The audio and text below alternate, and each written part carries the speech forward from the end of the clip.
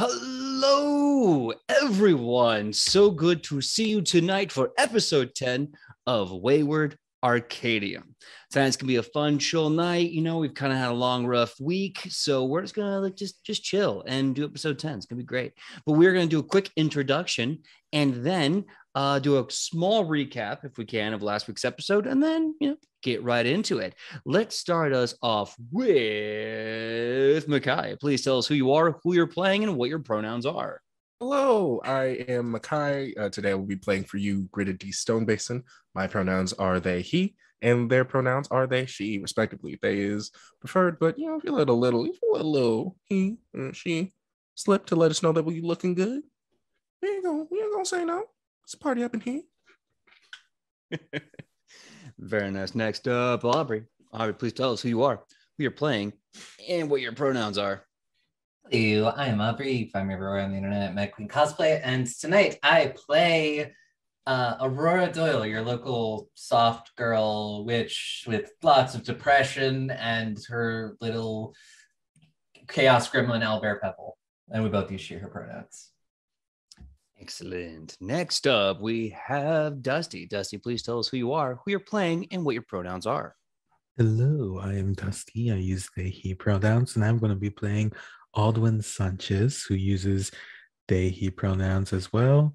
Baker of breads, haver of bread, and fighter of gym teachers. Fighter of yeasts to make more bread. I love it. Bread. All right. Well, next up, we have Fee. Please, Fee, tell us who you are, who you're playing, and what your pronouns are. Hi guys, my name is Fee. You can find me as Fenneman everywhere. My pronouns are they, them, and I'll be playing Hiro Kitsugane, the local dollar store. Can we say F-boy? There we go. Yeah. I managed that curve. I need more caffeine. Yeah, I am happy to be here with you guys and to enjoy this very chill stream. Yeah, very nice. Well, love back at you. And I think once we get to like 5 more minutes, we can start with all the F-bombs. But until then, we have to get by the censors. That being said, Aki, don't know why that's a segue, but I feel like it works. Aki, you're up next. Aki, get us past those censors. No, it's good. It's good. It's a good thing you reminded me, because I was gonna introduce myself in a different way, a stolen anime way, which is not appropriate. Hello, everybody. When has anime ever been inappropriate? Hello, everybody. I'm Aki. My pronouns are she, her, and I will be playing Sarnai Aeltishma, whose pronouns are he, they. I'm looking at pictures of squash, and that's it. Well, I guess that leaves me last. My name is PJ McGaw. I am the GM for Wayward Arcadium. My pronouns are he, him. I'll be playing everyone and everything in between. Before we get started, I want to give a special shout out to the chat and say happy birthday to, make sure I get the name right, because Lord knows I am prone to screw things up. Same. It's Jabobold or George? Hold on. Yes, Jabobold. Jaboboid. Jabo. Jaboid. That's a Jaboid. Jaboid in the chat. Happy birthday. Thank you for joining us on your birthday. I hope that this fun chill sesh is a good gift. And you get a hero point for coming in on your birthday. Hero point. You can give that to any player in the show when they are out of hero points. And poop has hit fan, and then you can give it to them to say who you're giving it to, and they will take it from you. Poop hitting the fan sounds worse than the S word hitting the fan, and I don't know why. Sincerely. And the snake hitting the fan, we know. And then that poopy hit that fan over When there. the poopy hit the fan. When the poopy hit that. When the cheeky little poopy hit the Thought fan. we were that done with the fan, poop that fan with episodes. no grate, that fan with no grate that's turned The on. The stinky poopy little hit the poopy. fan, it flew everywhere. Oh, It has been 4 or 5 episodes. Apparently, we were on backlog, so now we're just gonna clear all the poopy. Yeah, you're right though, Fee. It's worse. It's somehow. I think it's because it's too visceral. Sure. Is that why? Like an attack and blow. Probably, yeah. I don't Maybe. think that's why. Well, I don't know. I'm not a doctor, but I am the just GM clean for one this on TV. show. What a And great segue. BJ. I know. Look at me go. Master of Yes. segues, Kicking crafters it of with the worlds. Cellways. Yeah. But I will be playing everyone and everything in between. So without further ado, a quick recap. If you didn't get to see episode 9, this was after, of course, the Parents' Day. Quite some time had passed since then, about a month, give or take. Everyone was getting back in the swing of classes, doing a ton of studying because they're about to, they're on the downswing of their current semester.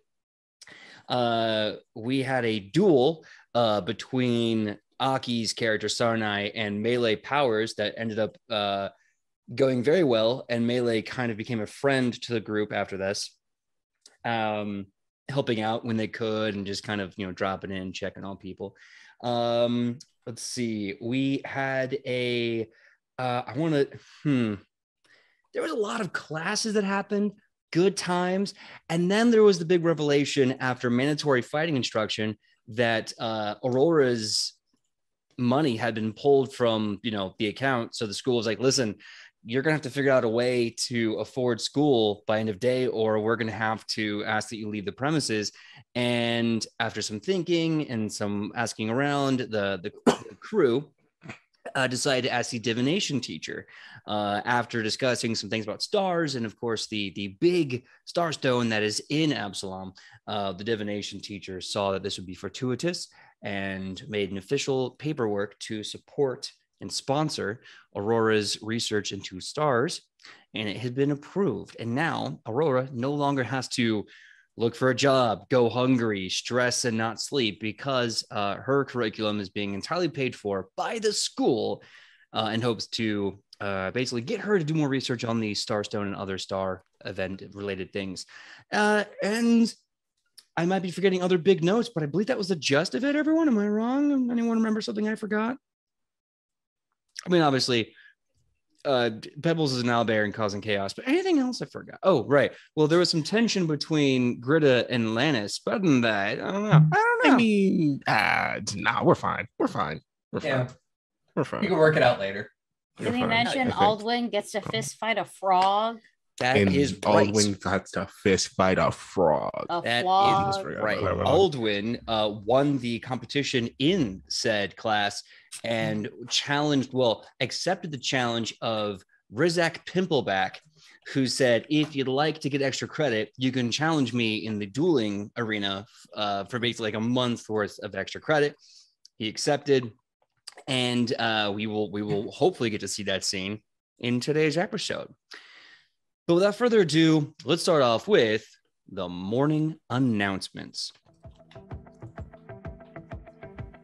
Good morning, you freaking legends, you. Welcome to another day at the Arcana Miriam. The sun is up, the birds are chirping. Yo, I think even the grass is singing. I don't know what I'm smoking, but it must be the dopest toke, because I'm feeling alive, let me tell you. How's your classes going? Are they going tremendous? Of course they are. Look at you. You're smart. You're vibrant. Your magic is already getting amazing. Now we're going on with the events and announcements of the day. Math magicians are closing their doors. They have too many classmates inside. Joke, psych, no, they're starving for people. If you can join the math magicians, please let them know. They want to see you. 1 + 1 = them and you. They paid me to say that. I'm not lying. Next up, turns out that there will be a student teacher challenge happening later today. One Rizak Pimpleback is gonna go one-on-one with the great one. You know him, you love his buns. That's right, we're talking about Aldwin Sanchez. This will be after school. No extra credit will be given. Go if you want to. I'll be there. That being said, I think today's just gonna be a fun and simple day in class. Or not. If you have paperwork signed by Professor Marrow, you'll be going to Geb next week. Look alive and don't die. I love you. Until then, we can't have a community without you and I in it. Why? Because teamwork makes the dream work, and you, my freaking legends, make every adventure a little more epic. So until then, this is the voice of choice, Cooney Marmer. I love you and have a terrific day, you freaking legends, you. And with that, the morning announcements slowly end as you all walk through the quad and go to your first class of the day. Now, keeping this nice, plain, and simple, let me know what's the one class you'd all like to go to together. God, as much as I want it to be necromancy, it really probably should be either combat again or divination again. Yeah, and since we just did combat last week, We also did divination last week, technically. this is true. This is Not also very really. true. No, all we did was show up and go, "Hey, our friend is poor. My friend is broke. Our friend is poor. Spare a crumb, sir. A crumb we still got That's a credit point of a here. dollar." Uh, Yeah, we got a credit for being nice. We are actively not learning anything though in divination. The minute divination exams slap us, we'll be like, "This was never in the text." It's because we burnt the text in, like episode 3 or something. Episode 2, I think. Yeah, it was yeah, episode 2. it was Do- very early on. Do you I think mean, if- we should go to the Math Magicians? No, No, Okay. they're allowed to be lonely. I mean, We're all you guys real can gay. maybe- We can't I do have that. not spoken in the accent this whole time. My bad. You're not wrong. Hey, But I being think gay it- has nothing to do with my math ability. My math ability has nothing to do with me being gay as well. Ah, But do you think they I'm give us actually- extra credit since they've had no one there? We used That that is something credit for us to on- find out in Oh, the we're- second We're not season. signed I up for that believe. credit. Yes. No. Okay, well, while you discuss what 1 + U = 0 is, I will go to divination. Yes? Yeah. Cool. that's not even how. All right, yeah, sure. Should have seen that coming. Yeah. I wanna that point means out I that need more Sar- definition class. I want to point out that Sarnai is a math gay. I have a whole feat that tells me that that they are a math. I just don't want to go to math class. Because I mean, technically, Aldwin is too because you need math for like any kind of like alchemy or chemistry and baking. Actually, You so need to measure them ingredients. yeah. That's true. do you ever like sit and think about like your PC or your OC sometimes and just think, oh shit, they're actually quite a boring person. I made my son is a accountant.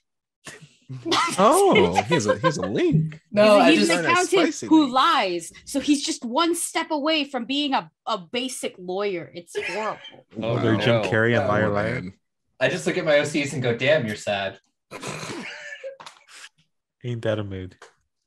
I look at all my Well- OCs and like, how much trauma can I put under the surface? And then have it How much bubble trauma up can we with regret ignore? later. Yeah. Yeah. All right. Well, it sounds to me like everyone is choosing divination class. Is that Yeah. true? No, we're We haven't had an choosing- actual level, not a level, lesson in divination class in a while. This is true. We're obviously That's going to OC Creation 101. Duh. Creation one. I mean, that's what it was sounding just like. You fan know, I don't want to fiction, get in the way of right? your like Fiction, dreams. yeah. No, super fair. Thank you for not railroading us, you lovely DM. Well, shucks. Okay, so I always do like that announcer, like, okay, here we go. Okay. So we're going to divination class first off. Moving to divination class. So you get there first thing in the morning, and the door is wide open, and you see you see 5 chairs already put together very meticulously. Each one has something on it. You find that you can clearly tell which one you're supposed to sit at, because not does it have your name and like a little well-folded like paper plaque with your name on it. But you find each table has one thing that you enjoy, that your character would enjoy. If you want to, you can say whatever that is. Let's do a little round robin thing, and that will be what's on this table. Starting with Fee, what would Hero secretly want on this desk for him when he gets there? Is that a serious question? I regret. Yes, 1,000%. I want to know, my dude. A Yeah. pass to not take this class. Okay. Okay. Of course, that's what he wants. He like, I don't want anybody to think that like his character development actually stuck. Like he still hates school. Like he still does not want to attend at any class. So like probably a pass to like not go. If you want to be real cheeky, just like new, what is it called? Like new, oh my God, I'm forgetting my English and I can only think in German. I need to Google a word. I'll be right back. Sure. Understandable. We'll come back for that wonderful German word. Aubrey, what would be on Aurora's desk? My brain immediately went like, I don't know, maybe it was either it was torn between like a cup of tea or like a pastry. Let's go with both. Strings. Hmm. It was ukulele strings Aw. for his ukulele. Okay. What's that in German? I'm interested. Saiten, which is Saiten. funny because Saiten also means pages. So like, There you go. but yeah, I like Ah. I like forgot for a second, and I was like guitar Zeit, and I was like, that's not it. I need to Google because my brain is being a little pee-pee brain. Little poo-poo brain. No, not poo-poo. Stop it. You take that Little back. poop We brain. left it back in episode 6, so help me God. No, we left it on the ceiling. We left it on the fan early in this episode. Leave it there, Mackay. Leave the poo-poo up on the ceiling. I Stop swear. Up on the It- ceiling fan. We're gonna eventually just have a pre-show warm-up where we all just take the poo-poo and throw it at the ceiling and hit the fan, and we're gonna move on with our Eat the lives. poo-poo.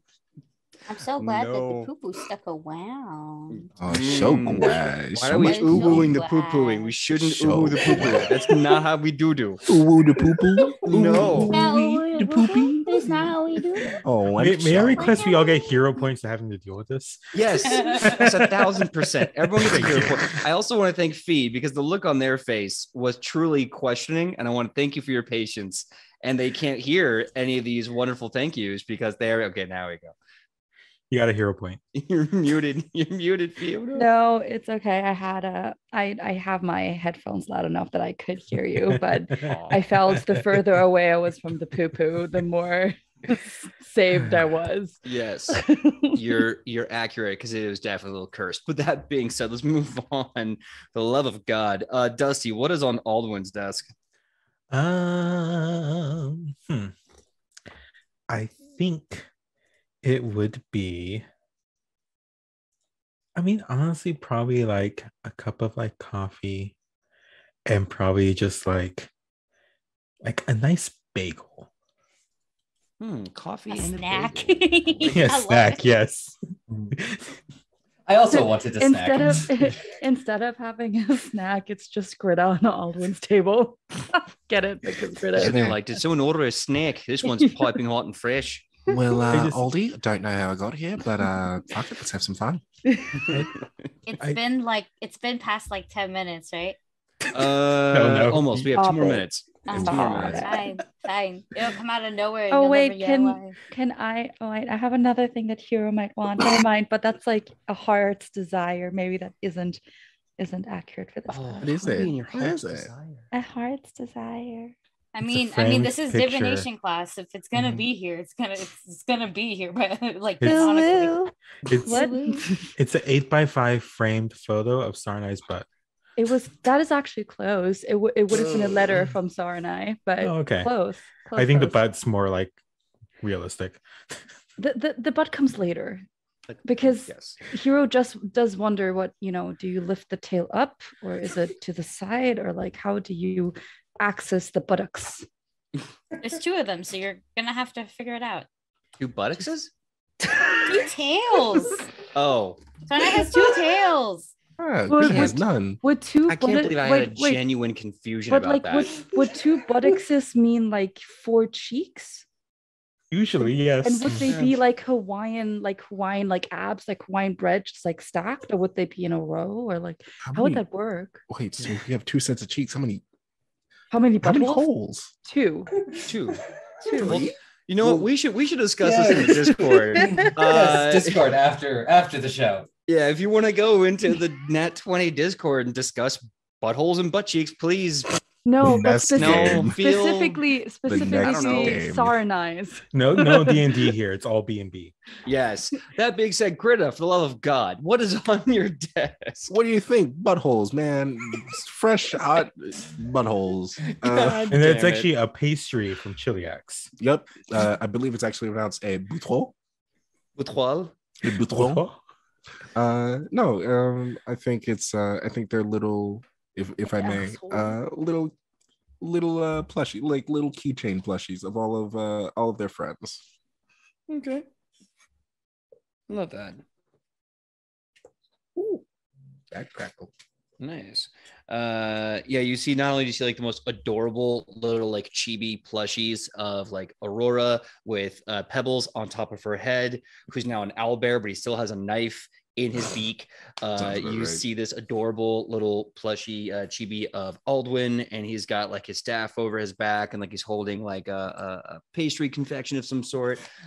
You see a plushie of Sarnai, and Naga's wrapped around them, and you can kind of like play with the 2-for-1. And you see Hiro with like the And they're ukulele and a both sly boys. smile, you know, kind of like a wink going on there. And you see one of Lanny just looking kind of surly, like, Yeah, that sounds about right. I'm sorry, PJ. What was that noise again? Can you repeat it? I wait, Oh. no, wait. I want it to be my ringtone. Can oh, you just okay, yeah. do it one more time? Thank you. There you go. Perfect. Yeah. Well, whenever you Beautiful. text me, that will now be what I hear. Oh my God. If we ever hang out, because we've been making plans to hang out, if I hear that, yeah, you're going to get a hero point next show. So yeah, and also you got one of Melee Powers looking kind of embarrassed. You know, it's kind of like, oh, me? I'm a dick. Oh my But- god, Melee. I want you to give us all weird noises. I like, oh gosh, this is my new mission now as a player, not as a character. I will try to force you to give us all weird noises. All right, look, I'm down for that clown. We're gonna make it happen. Delicious. It's gonna be, I think Aurora is gonna be like, you pull the drawstring, and it's Aurora saying like, Pebbles, no. Then Pebbles going, the great abyss is in my soul, and I must feed it blood. Thank you, Oh Pebble. god. God. And then What's there's Aurora in the back happening? and going, thank you, Pebbles. Thank you, buddy. Thanks, man. Thanks for the night. I mean, thanks. Thanks for the memories. Thanks for the memories. Oh my God, I love that we went there. Last but not least, Sarnai, what is on your desk? Also, it has been at least 10 minutes since we started, so if you wish to be foul and say the swear words, go right ahead. Fuck. Big old Pussy dictionary full of pop words. severely. Titty give me scoliosis. Thank you. Sorry. Did you say what, you- what is that? What did you just say? I don't even know what you said. Could I you just heard repeat that for the titties give me class there? scoliosis. That's all I heard. I'll send you a TikTok later where somebody made a song about that. I can't remember the exact words, but I do remember titty give me scoliosis. Yes, I Delicious. do remember that. I Divide, remember yes. that guy. I also love that every time like Aldwin like hears something funny, like Dusty fully falls out, and it's my favorite thing. I love I it. just I took a sip and I was Not prepared. scoliosis severely. Titty So- good, titty pretty, titty smart, Too soft. titty witty. So does Sarnai want a T-shirt that says "These titties give me scoliosis"? Is that what's on their desk? No. Okay. So remember when I Please? said, "Oh wow, Sarna is kind of boring." The answer is yeah, Sarna is kind of boring. So I went and looked up a random hobby generator, and now I'm gonna click, and these are things that don't exist yet. So I'm gonna click again. Beautiful. There is a These thing that I think that Sarnai would like. There is a mechanical calculator. like Which- a TI or something? Like one of No, those- it's like this little like capsule thing, and it works like gears and shit, and you put it on there, Click. and then like the dial has like you put the numbers here, it gets this number. That seems on brand for a line counted. I can see that. Sarna is like that kind of math smart where they can just like what do you call it, like tell you how much a sale actually is, like what the sale price is just in their head, like my dad and sister can. So like that's not, I just can't find hobbies that would exist apparently. Knitting, Crocheting? Just I don't know. Dancing? knit Naga a sweater. Yes. Ooh, a cute scarf for Naga. Yeah, you know what? Very It would just tube. be a present for Naga, honestly. Just Okay. Naga and something cute. Naga I scarf. don't actually think Sarnai has hobbies, if I'm being honest. Oh no. Okay, Besides, so like skincare.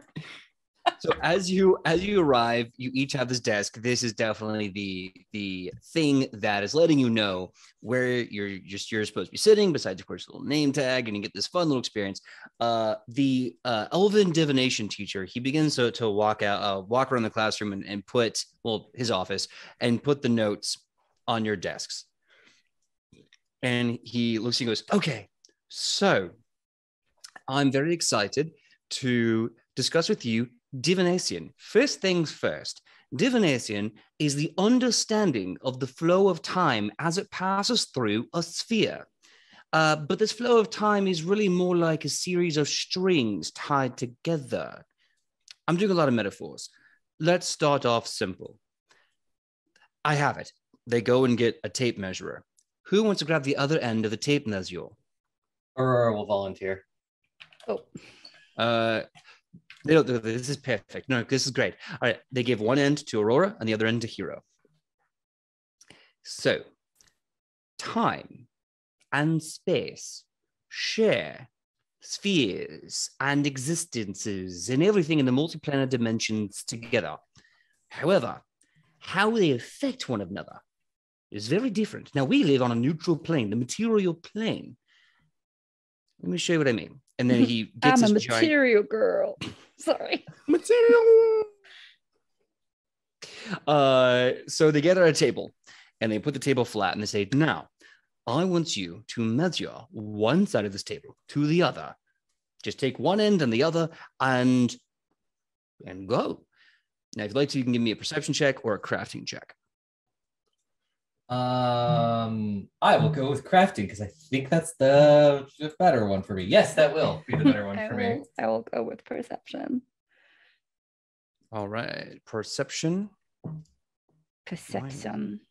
There we go. So that will be a 24 for me. 24. And Fee, what was yours? 23. 23. Perfect. There we go. So you measure. There we go. Finger math. I was trying to figure out if it was like mirrored or not because of my camera. So I was just like figuring out. So if I remember in sign language, that's 23, I think.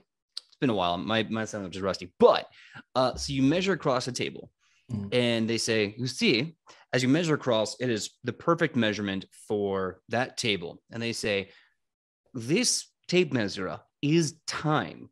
This table very clearly is space. Now, if you look at this, you can all clearly see this measure leads you through to the full events of this table. Very straightforward. Now, what would happen if you were in, say, the plane of elemental fire? Now, the plane of elemental fire works a little differently with time and space. So, let me illustrate that. And they start to cast a spell, they chant, and suddenly the table kind of becomes this almost like, the best way to imagine it is bacon when it shrivels after it's charred. So it shrivels up. And they say, now, look at the time. The time is still the same because the both of you are holding it, but the space is a little different. In theory, it's the same amount of mass, same amount of space, but it's now very different. And he would measure this differently. This time that you're holding is measured differently. Now, I want you to kind of get down on your knees and look across the tape measure at each other, and then try to force the tape measure to fit into the hooks and weirdly curves. Does that feel weird? Time works differently there, yes? Well, I mean, it is a little weird because usually I get asked out for dinner first before I get down on my knees. So that's a little odd. Hero, we're in class. But Aurora will blush. But since Aurora so willingly already went down on her knees, apparently, I will just do the same and hope that this doesn't turn into a weird thing that may or may not happen in my hometown sometimes. Okay, anyways, and he like gets down on his knees. And after that, you see the teacher like, oh my, okay. Nope. Their eyes start to glow with bright light. I'm seeing it. Nope. Stop it. I did not want to use my powers for this. This is not, stop it. And then finally it fades and they go, Hero, my good young lad, You saw it, didn't you? I saw too much. I saw it is Just putting them on their unprofessional. knees. We are not going to talk about it. I did not do this willingly, voluntarily. I'm moving on. Yeah, so who put them on their knees? Was it me or was it? And they gesture over to. This is no. We are not discussing this. This is not how I've decided to use my I divination really wish I spells. had hobbies so that way I could just zone out of this conversation. I wish you had hobbies Aldwin's too, notes dear are Sana. just Have you like considered scribbled out, Shibari? just like Aurora this is is nothing. just getting This is smaller nothing. and smaller, wanting to escape this conversation. I like Maybe I Aldwin's can get under the suggestion. table. I like Aldwin's suggestion about Shibari, Sarnai. No, that was Makai. Oh, that was Makai. Oh, Gritta. Oh, Gritta. Don't worry about it. I Well. grew up in a whorehouse. There are so many things to unpack here. You would I am- think that this was just another day at the Parents' Day. Yeah. I mean, technically, if you were Shibari, you can unpack because you're unwrapping and rewrapping. I have no idea Yeah. what's going Why do you on. think I like it so Neither much? do I. I'm just saying we can unpack and repackage each other together. I am gonna make a joke here. Fun fact: that's how I figured out Sarnai's design. I put him in rope. Thank you. Continue. Smart. Yeah, I couldn't figure it out. Like he visually was really hard, and then I put him in rope. So Yeah. there you go. Impossible. Yep. All right, guys. A Just had, wonderful D&D podcast. make a 10 present minutes out of them. in. That's right. Yep. So with that being said, the teacher goes, "Put it in your pants, everyone. Put it in your pants. Was it out? Lock it up. Shit. Lock Where's it it? up. Where's We're going it? to focus. We're going to focus now. This next exercise in understanding how time and space are affected differently, I am going to put you all into a plane of utter darkness. And within that space with which you can't see, I want you to measure it with your measuring tape. So that being said, you two hold on to the tape. They step back. He starts to cast the spell and puts you all into a field of darkness. Everyone else can look actually into the field of darkness. So you can see kind of Aurora and Hero lost in this sphere of darkness that seems to almost kind of stretch inward infinitely with this measuring tape. And the teacher, whose eyes are now glowing white, looks at everyone and he says, "I'm putting on a special divination charm so that you can see into this pocket dimension I've just put them into." Pocket dimensions, yeah, like every other dimension, is again a measurement of time and space, but folded inward, right? Okay, that Any- makes a weird amount of sense. Well, it is. Any questions about the pocket dimension? It's really a fascinating bit of magic. Okay, so say hypothetically something's okay. trapped in a pocket dimension and you needed it to get out and it was set in stone that it was going to get out. How do you avoid that at all costs?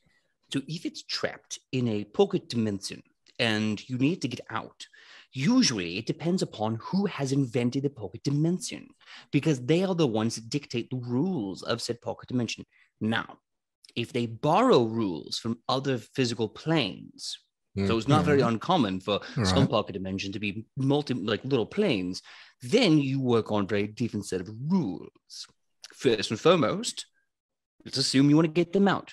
Well, you're going to have to enter that space, grab them from that space, and remove them from space. I know it sounds like you're going to break in and grab them, but no, there's a lot of multi-planar, timey-wimey nonsense that goes on in that. And believe me, it's a bit of a headache, if I'm being Yeah. honest.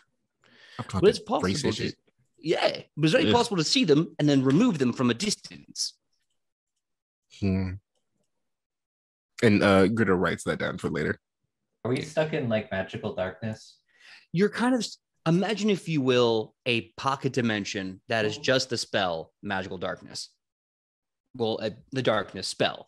So that's exactly where you're all at. In fact, Hero and Aurora, you can definitely get that this pocket, this spell is much bigger than the room is. As you start to measure your space, you're like, wait a minute, shouldn't we be near the desk? Shouldn't we be near the teacher? And it just kind of goes on and on and on. And can we, I guess we're kind of just like, can't see anything. Yeah, absolutely. If you want to make an Arcana check, perception check, you can do that now. Yeah, I'll do Arcana because it's better for me. Be right back. I'm gonna open up a window. I am sweating doing nothing. You're looking pretty hot there, my guy. You should. Moist. You should say that again when he comes back. You are looking moister than an oyster there, my friend. Moist. Oh God, why? Please don't say that word. Moist. Oh, I'm cursed. Cursed. Worst. Cursed with the moistness. Moist. Wow. Yeah. why? You're fucking it up. Come on, get down with the moistness. Fucking it up. Come on, get down with the moistness. Moistness is the phenomenon. I'm gone for 2 minutes. What the hell was that? Nah, you don't need to worry about that. Wow. That's fair. I mean, you were looking pretty hot before, but now you're looking a little cooler, my guy. How you doing? How you feeling? For some reason, it's like 70, 80 degrees inside this house. I don't know why. That is annoying. I'm so sorry. I got a 19 for my Arcana. 19 Arcana. And Thank Fee, you. what was yours? Oh, I didn't do one because he dumb. Okay. So Aurora, Way to go, King. you start to realize that this is not only a pocket dimension, but this kind of functioned as like space folded upon space infinitely, but only existing with the spell darkness. You're kind of almost trapped in a weird phantom zone.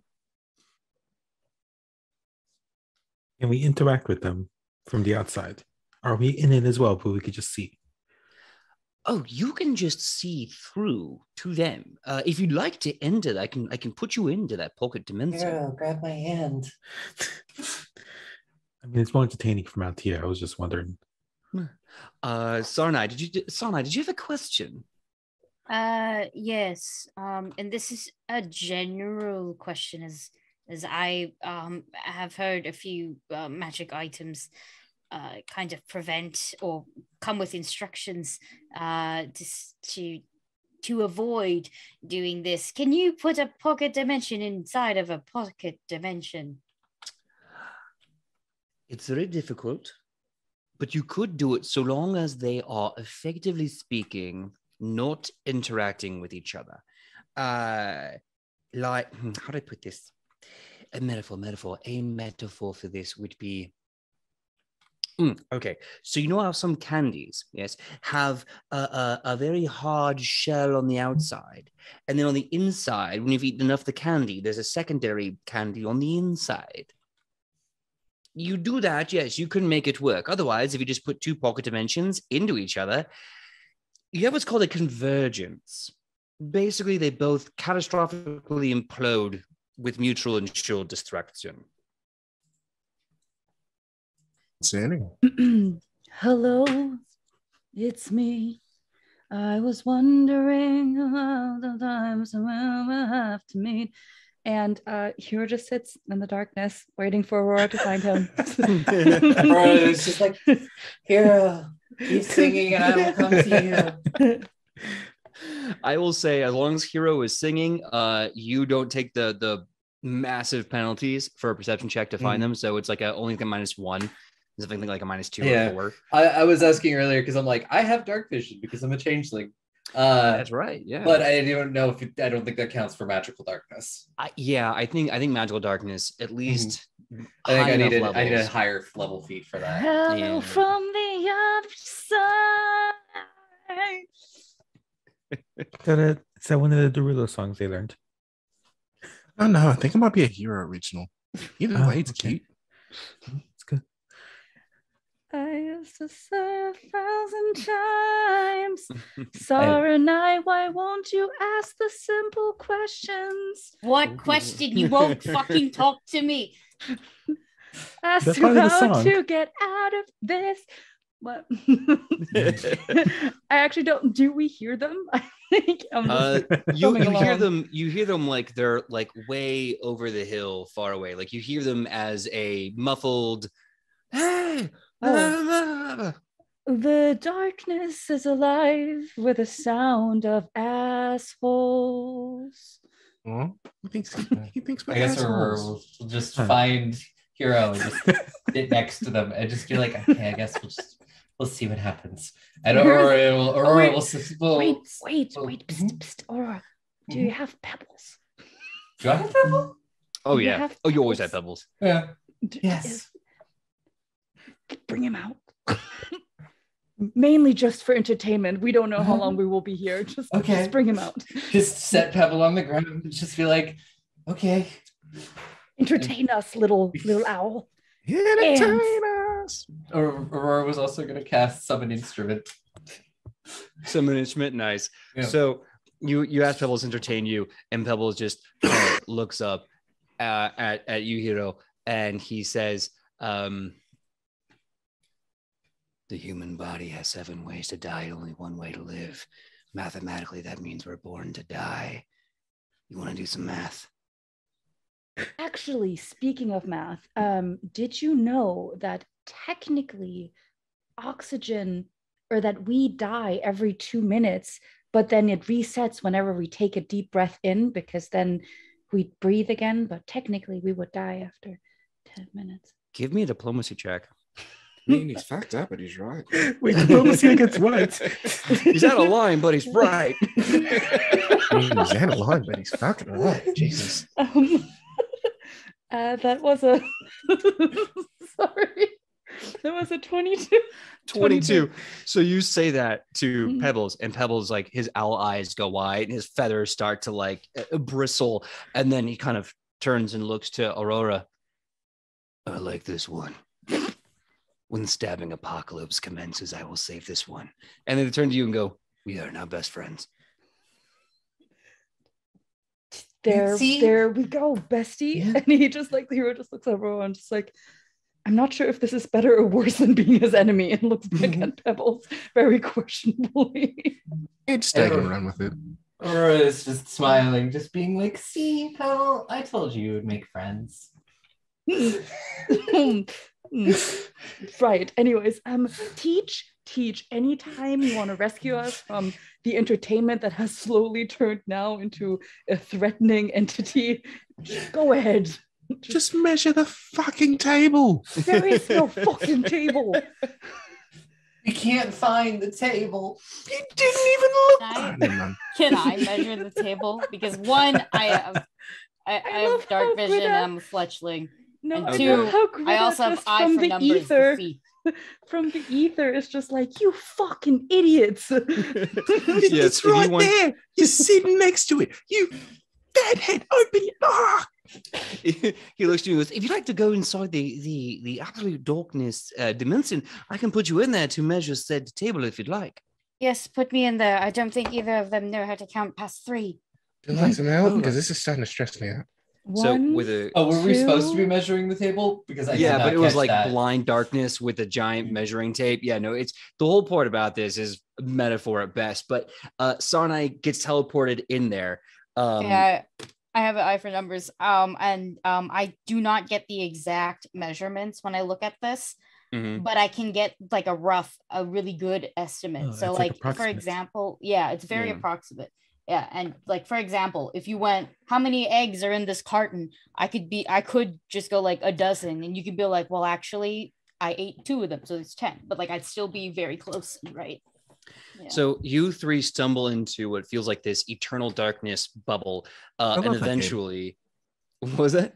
I love that game. Yeah, and eventually, as you go through, you see like this pool table in the middle of a cosmic shadowy darkness. You look at it, you know that it is exactly 4 by 9. And when you all do that, when you announce this, suddenly, like the universe just kind of collapses in on itself. And with a pop, you're back in his office. And it's like, thank God. Wonderful. Hero may or may not, in a brief moment of fear and panic because he wasn't sure what was happening, reached out to clutch Aurora's hand and reached out to clutch Sarnai's hand, forgetting that Sarnai is Sarnai, and then just reached out and touched his ginormous boobie. How is that better? How is that better in any way? I don't think it is, but that's what happens. It's not. I just like seeing Sarnai flustered and putting Hero in awkward situations. I'm actually quite used to the boob touching now. It would appear that this is all of your favorite places to be. I don't know. Your abs are pretty banging sweets. Hey, thank you. Thank you. Thank you. Of course, babes. Thank you. Yes. Mm-hmm. All right. I'm dreadfully sorry. I understand that metaphor may have been a bit exaggerated and probably not very acute. So if you have any questions or if you have any needs with this lecture, please let me know. Divination is both easy and complex at the same time. If I say I am emotionally distressed, am I excused from class?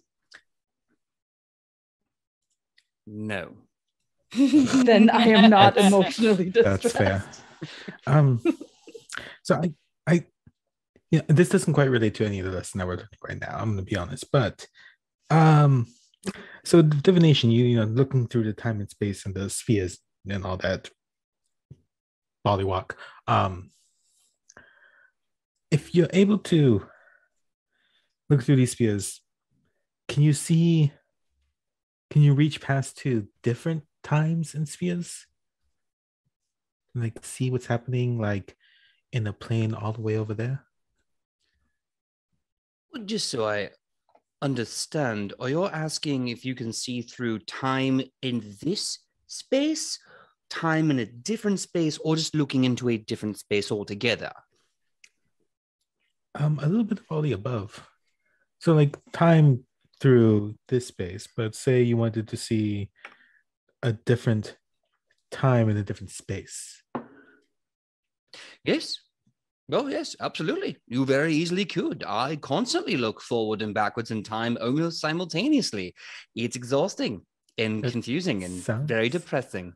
Like, yeah, all the above, indeed. Okay. I'll have to look for that. I think maybe I'm not sure. Mr. Alderman Sanchez, are you asking about looking into your past specifically? Yes. Well, this will be getting into a bit more advanced understandings, but if you can think of it as, so the measuring tape and the two holding it is the diviner, yes? Okay. But now what if we weren't measuring a table, we were measuring you? Vertically, horizontally, all planes of dimension at once. If we have you as the anchor point, and we take out all measuring sticks, all measuring tape, we could, in theory, with the right power and the right precision, look anywhere in your life. Okay. That works for any of us? Absolutely. Why do you think I'm depressed all the time? I know exactly what happens to almost everyone, except Mr. Alwyn Sanchez, if I'm being honest. Your past is very clear, but your future is very blurry. It's very strange. All But right, we doesn't- understand. Aldwin is your favorite. Is there anything more to this lesson today? I don't think that's the case. I think you might be the most interesting one. Favorite might be a little bit much, but I have a question. Isn't the future technically based on the decisions that we're making in each moment, meaning that the future of each one of us keeps changing at every single moment, which means that even if you saw our future a while ago, it doesn't mean that it's the same future as it is right now, since we have done decisions maybe that you haven't foreseen. Yes? Yes, the fallacy of the free choice and all the different. Yes, here's the thing about all of that you have to understand. And earlier I mentioned strings before. It gets a little complicated, but imagine, if you will, 3 strings tying together. Now, at the one end, they're frayed. Beginning, they're all tightly wound. As the strings are winding, like a loom, if you will, the end strands are going to come together. Right now, they're straight. But here's the thing, though. At the end of the day, they're all the same 3 strands. Not saying there's only 3 possibilities, but an object in motion will stay in motion until acted upon by an outside force. Does this make any sense? It's starting to. Very little. Vaguely. So Or should I just say bold and say no? So what you're saying is the 3 strands are always going to be those same 3 strands, no matter which way they're wound together, unless you add a 4th strand? Possible. Or unless one of the strands is cut or tied into a knot and stopped from intertwining. Fate is, as we like to call it, subjective. but driven. What can you say about mine? Well, hold on a second. I'll need a totem or a token to anchor myself to your measurements, if you don't mind. Do you have anything I can hold on to? Yeah, my sword and shield. It's one of these dolls said, whatever you need. Give me your hand, if you don't mind. Yeah. If you okay, great. They take your hand. Their eyes start to light up again, and then when the light stops, they look down at your hand. They fold it into the other hand. They lay it down at your waist, and they say, "Eventually, you will be called to make a great choice, and it will seem like you only have one. But as you know, fate is both fickle and driven. You will have to make whatever choice in the moment that you deem necessary. And you will have to put an end to something. I can't be clearer because I could create the outside force that stops you from gathering your rope, if you will, your strings. I don't want to do that to you." I mean, would it be the worst thing? Could be done with it all now. It could be easy. Could you? Please? This will lead to next class's lecture, Philosophy with Divination. We have talked a little bit about it with fate and what it is and how it works, as well as the strings and the measurements. But at the end of the day, we still have to ask ourselves big questions about this sort of magics. I'm sure you understood this with necromancy with Professor Morrow. Every magic comes with a philosophical question. Yes. Tired of asking fucking questions. I know, Greta, and I wish that I could tell you more. But I think when the day comes, you will know that it will be your time to make a choice. That being said, anyone else, any other questions before we conclude this lecture? No. Smashing. Brilliant. Until then, thank you so much. Understanding spheres, time, space, measurements, all that, threads, collecting, it's all meh, but divination does help you understand it a little more. Have a great, I know you'll have a great day. Ha. Thanks. Now I want to have an adequate day. So you're telling me that all of you understood what the fuck he was talking about? Yeah? Cool. Just by the vaguest amount. Cool. Because I understood absolutely nothing. But I have notes if you want them. Given how I usually go about notes in divination class, maybe you should keep them for now. I'll make copies. It's okay. And you can print out as much as you want. Oh, fuck it. You and me, Alwyn, we'll have a fun time. And he just slowly takes the notes. He's like, oh yeah, you will burn nicely. Oh no. Oh, I'm learning so much about you and your hobbies. You should, future spouse. They Awesome. will be your hobbies soon too. I really don't want to awesome. I don't want to do the awesome because then Ours. You said bud. Oh, but with an accent. Yes, with an Fun fact, I also realized Sarnai does have one hobby, but there's no way he could have done it here. The hero now realizing what's the hobby before I say what he does. I have been looking at a lot of traditional Chinese dances, so it would have been that. It would have been Ooh, that. Yeah. Spicy. But again, can't do it here. That's fair. Hero, noticing that he was chuckling with Sarnai, now realizes that it was Sarnai and goes beet red and immediately silent. And it's just like, who the actual hell did you think you were talking to now? I'm very curious. Oh my god. They were just getting comfortable. Yes, so comfortable. Otherwise, I think my pet rock is calling me. Oh my god. And he Dwayne? speed walks away. Okay, everyone give me a quick studying check. I know this was a very weird lesson, but if you can give me whatever role that you would, and of course, the good reason why you chose that role, to see how you retain today's lesson. Zero. No, actually don't know. Could I use occultism? Because I also have I have the skill Autism? feat. No. Same. I heard autism too. Same. I was like, wait, I need to make sure it was called that. Oddity identification. Okay.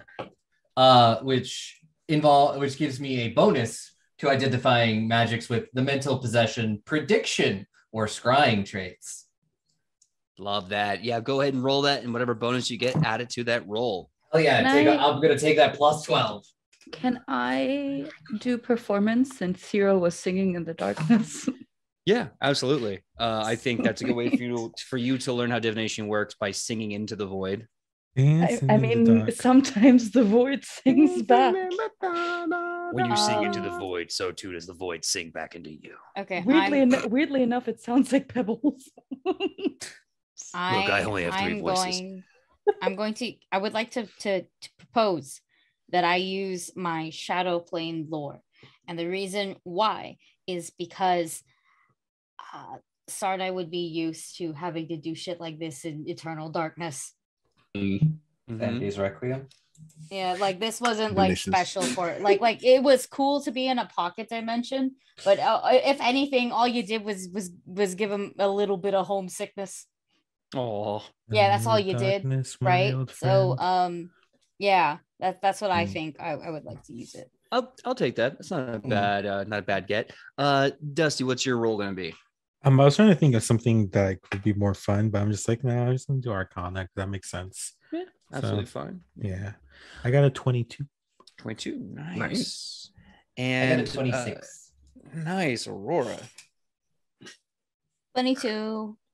I am gonna go with a very, very weird and very controversial pick. Let me know if I'm not allowed to do this one. I was gonna go with the lore fortune telling. Bit of an off-brand choice, but Yeah, no, I'm here Okay. for that. That'll 100% be applicable. dope. 23. Okay. 17 plus 6. That's math, I think. All right. Sorry, and Matt, help me out. Dirty What am I 20. helping you out with? Exactly. Okay. Fee, what was your performance check? Dirty 20. Grade 20. Nice. Nice, Okay, nice, cool. nice. All right, everyone. So yeah, as you leave class, you find in your pocket a letter from like a small little card from the teacher. It says something different for each and every one of you. For Sarnai, it says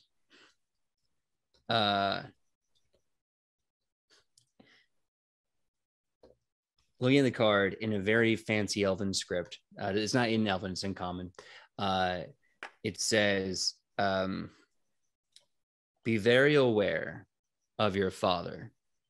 Be more aware of your mother. Ah, fuck. Oh. Sorry, I was like, Oh. I think Mommy. Sarnai wears like, very, very long heels. And I think you see him, like when your ankle just divots a little, like really quick, but you can catch it. I think that's what you see walking out just from one leg, reading that. Oh dear. Dusty, for Aldwin in the pocket in your card, it says, the search for information is always commendable, but there is bliss in ignorance. I'm sorry when you find out. It's just fucking ominous. Yeah. For Aurora, the card in your pocket says, there's something truly amazing in being the best version of yourself. No matter what you do, just be happy with where you're at.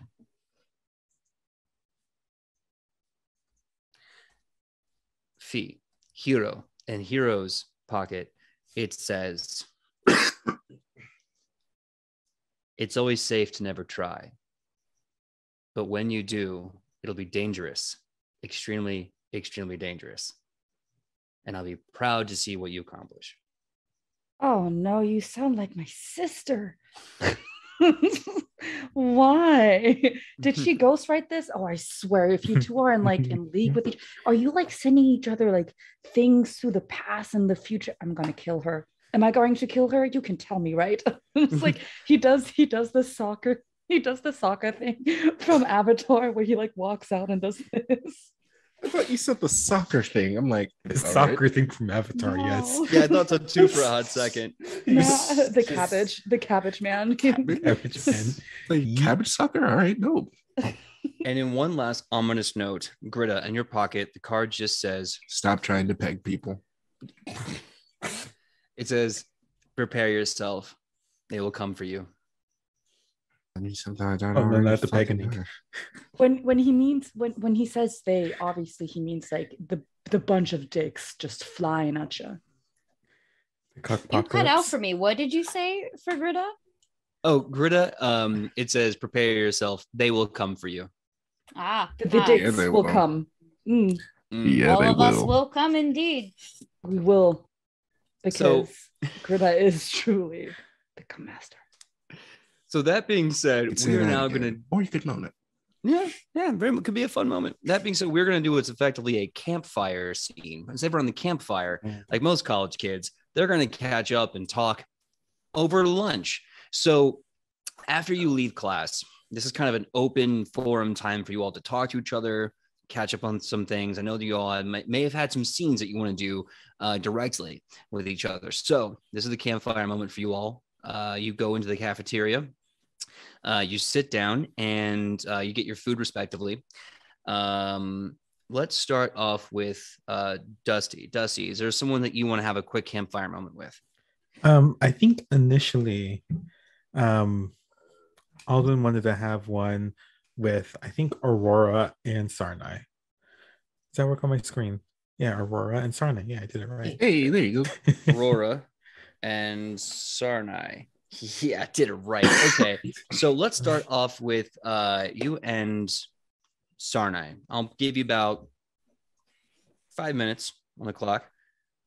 If you, no, I'm gonna be a little nicer and say no. Let's do 5 minutes. So we can do 5 minutes.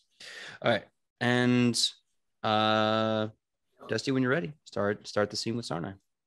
Yeah, I think so. I think it's gonna happen first with Alwyn would like see Sarnai at the table. Was like, oh, Sarnai here.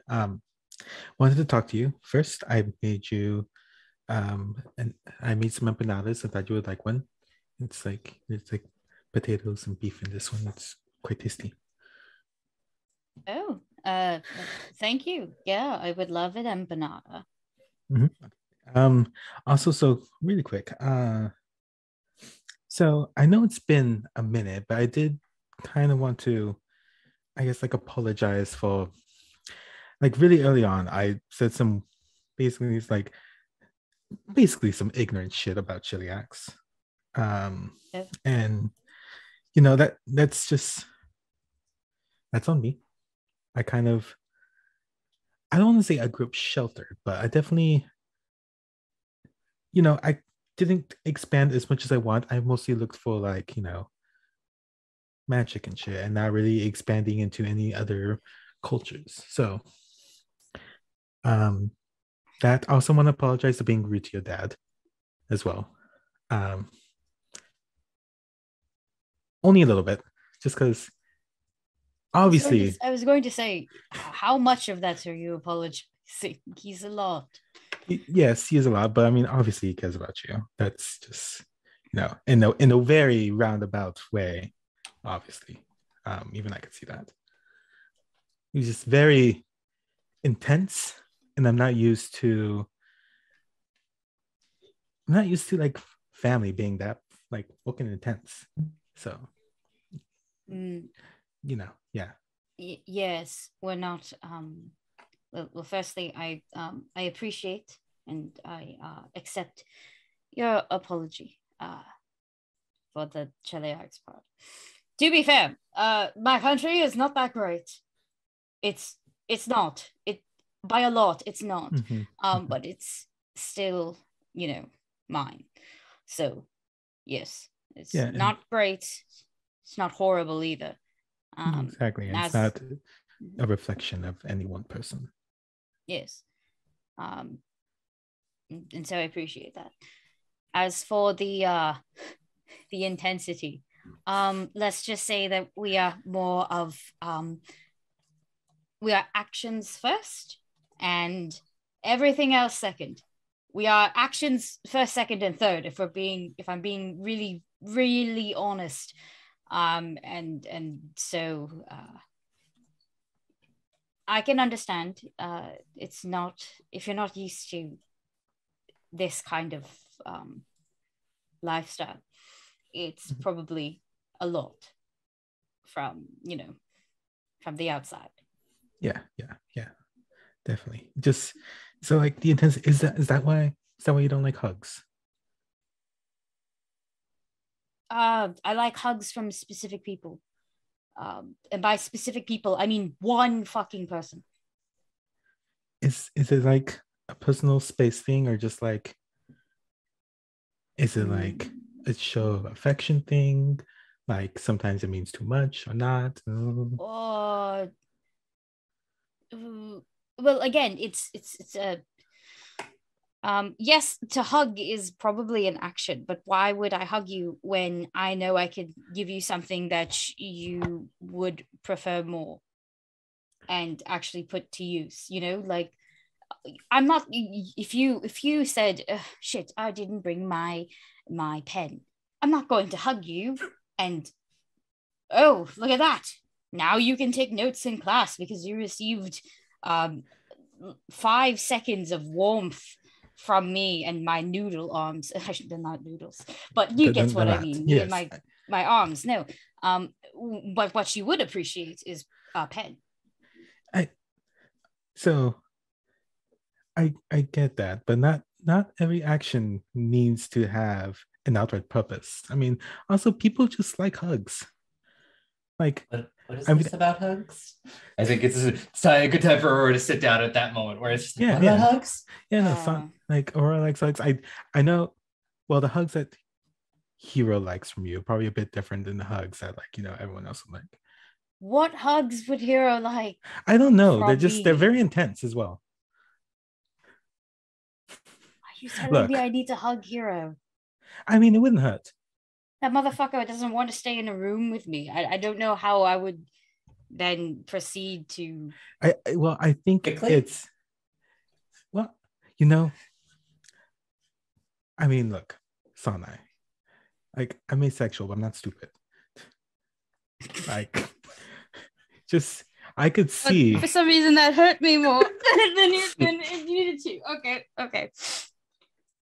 Look, I think Hero is just trying to just deal with it because you're an attractive person. And also your family's, again, intense. So I think if you hug it out, it'll be great. Just saying. Aurora, agree with me. Yes, hugs are great. You show somebody you care. All of that. They're good. I like hugs. Yeah, and just a hug does not have to be the absolute definite, it's not like the biggest form of affection. You gotta hug your friends and it's fine. Yeah. Just you walk up, give them a quick hug, pat on the back, it doesn't take more than a second. Oh, okay. So it's not even a length requirement. Okay. Yes. I mean, it's just I think it's kind of just the act that you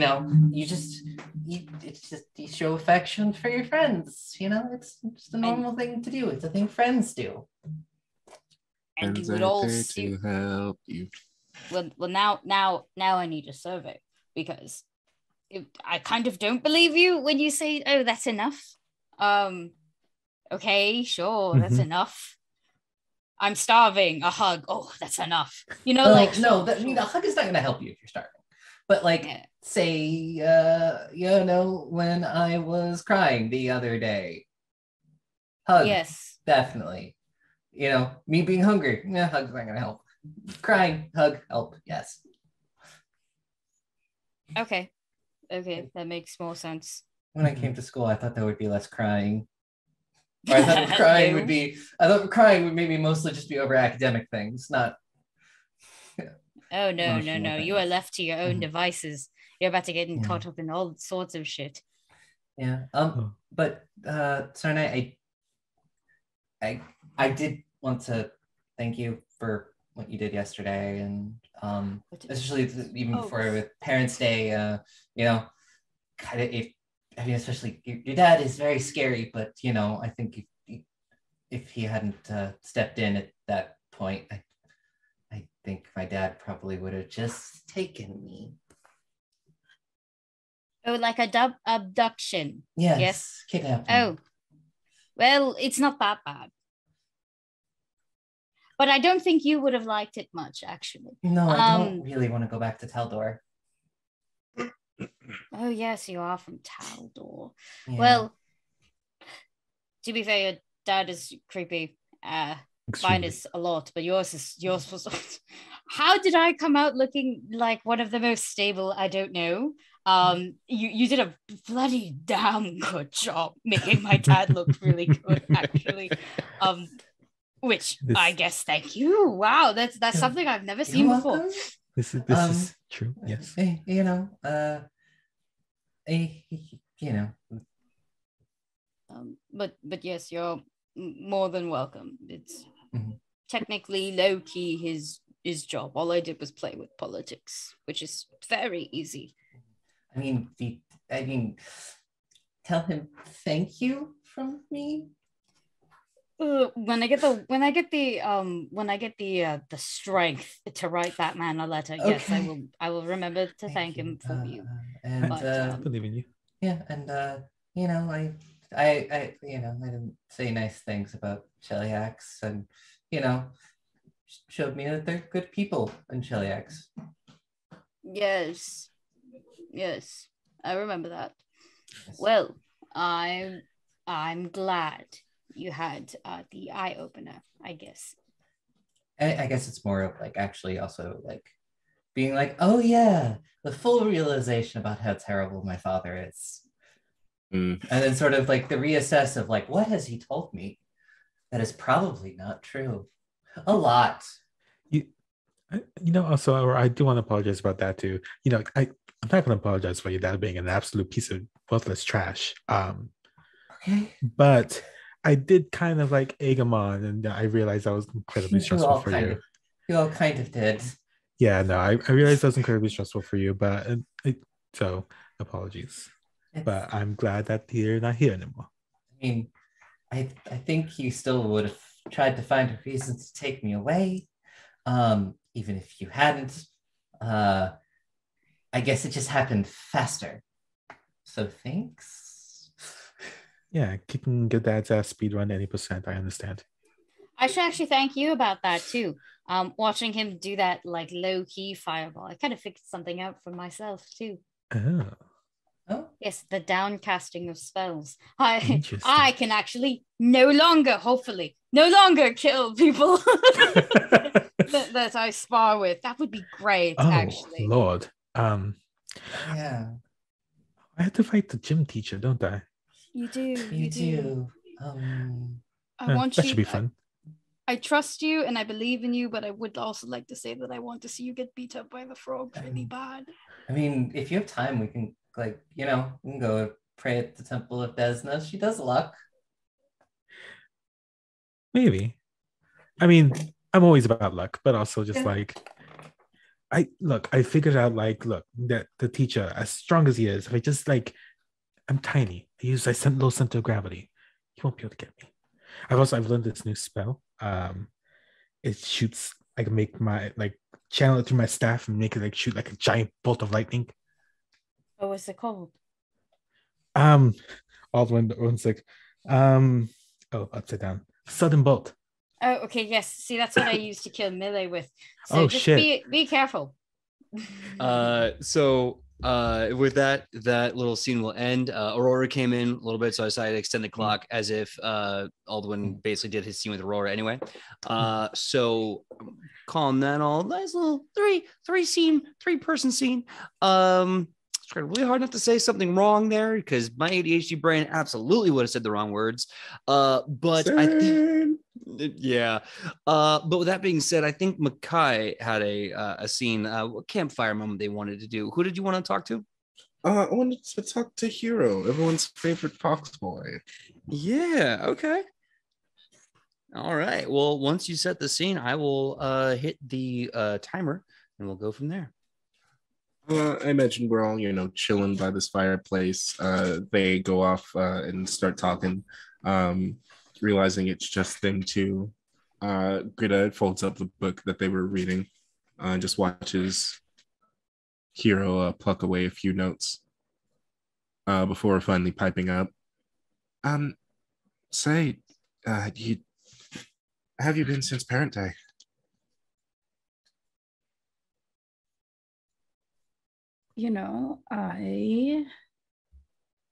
And he slowly puts the ukulele down. I don't know. You're telling me. Yeah, I suppose in some ways I envy Aurora, but I don't think for the right reasons or for reasons that she would appreciate. So I kind of keep that to myself. But knowing that she at least knows how to deal or how to view her father is something that I am quite jealous of. Kind of sucks when it's in a gray area. Definitely. How are you? Just making the best with what I got. Right, but I mean, besides all of that surface crap, how are you? Fine. So kind of shitty, huh? Yeah, very much so. Yeah. I know that drinking is, maybe something that you usually do with your dad, but if you ever wanted to go and break the rules and, pretend we both have insomnia and are not awake because we're dreading life choices, we can go have a drink if you want. Yeah. It's fucked up. Mm. I haven't had a sip since he left. Well, you should do it with good memories tied to it. And if I know anything about myself when I'm drunk, I am sure that I will either give you something to laugh and cry at or to just have a funny story to tell the next day. So either way, something positive for you will come out of it. Well, getting to spend time with my beautiful friend is reward enough. Speaking of things we can give, close your eyes. It's not going to be weird. Just close them. If it's squishy or wet, I will drop it. And Greta uses the puts a guitar, a bright red guitar, lays the strap over Hiro's back, and moves his hands to be in position. All right, maybe them.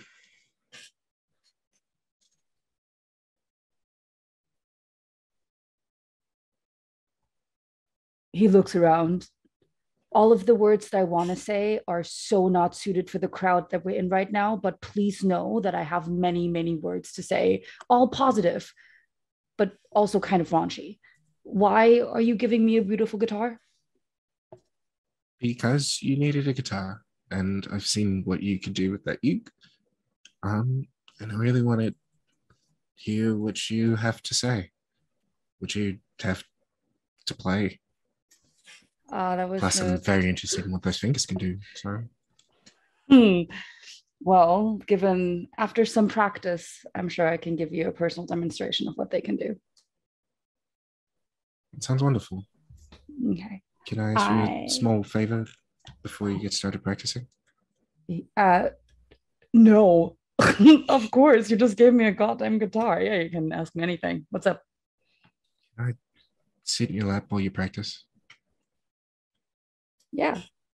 It's not like I'm not saying that I don't want to flirt with you. It's just like this time I'm not trying to flirt with you. It's something like I used. Yeah. Shh. And he places. Well, no, he grabs her chin softly with his fingers and just rubs over her bottom lip. It's okay. I said yes. And you see their eyes start to well up a little bit as they just hug you and squeeze you really tight. I have to say, this might be the nicest hug I have received yet. I'll give you plenty more. Wait, let me readjust a little. And he tries to sit and then put Greta in his lap as he like kind of hugs them from behind and puts the guitar in front of them both and like starts to play a little bit. And Greta has been looking real rough for the past couple of days. Throat, what are we doing? Greta has been looking real rough the past couple of days. It's not that they're not sleeping at all, but it's very obvious that they're only getting, much like Aurora was a couple of weeks ago, only getting a few hours here and there.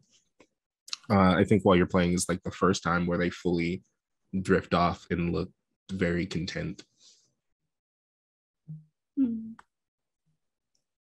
Also, as you are exploring, letting your hands wander over the guitar, you feel a spot that's just covered in scratches and gouges, and all you can make out says to lust.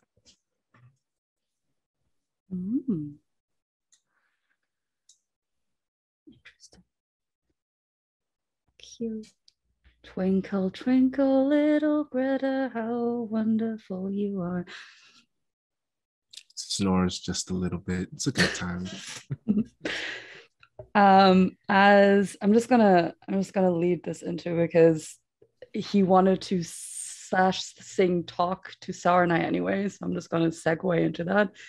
How fucking dare you? Hold dare on. How Hold dare on. you Some with spicy guitar. romance. I'm gonna put another 5 minutes because I want to see this rock concert. So go Hell ahead, yeah. please. Woo your beloved. It's not so much wooing, but he has Nope. the guitar. Wooing will be had. And Greta in his lap, and he looks over Sarnai, looks down at the guitar, and he's like,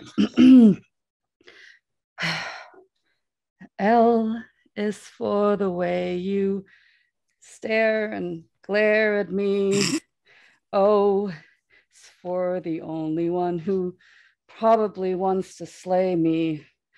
V is for very, very intimidating. E is for everything left unsaid between us. I'm sorry for avoiding you and stuff. Were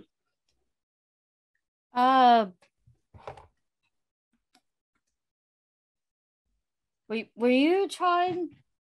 I can't tell if you were trying to talk to me or if you were trying to serenade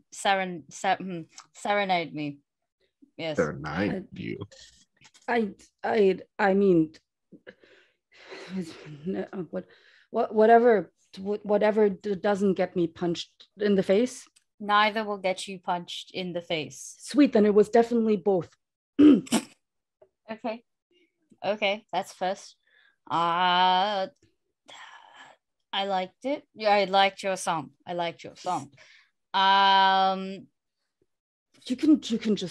can just leave it there. It's cool that you that you liked my song. It's fine. One other thing, actually.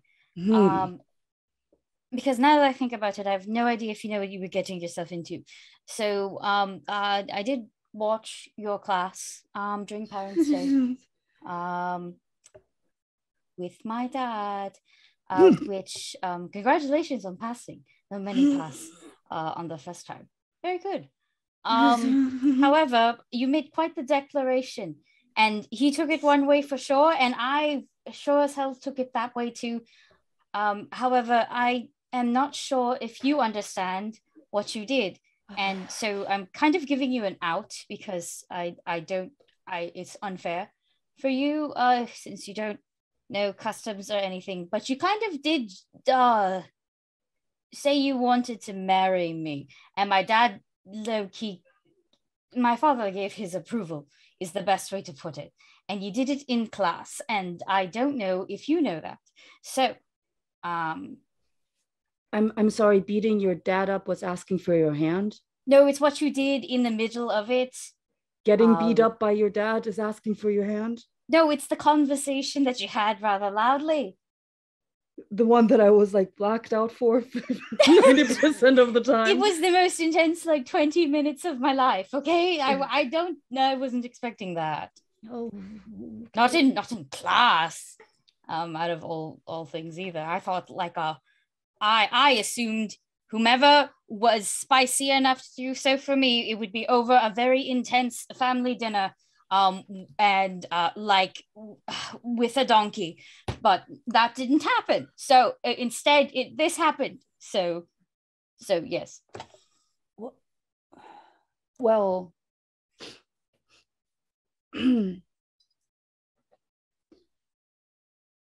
I kind of want to talk about the donkey too, but I will put that aside for now, because I feel like the donkey will be a longer discussion than this will be.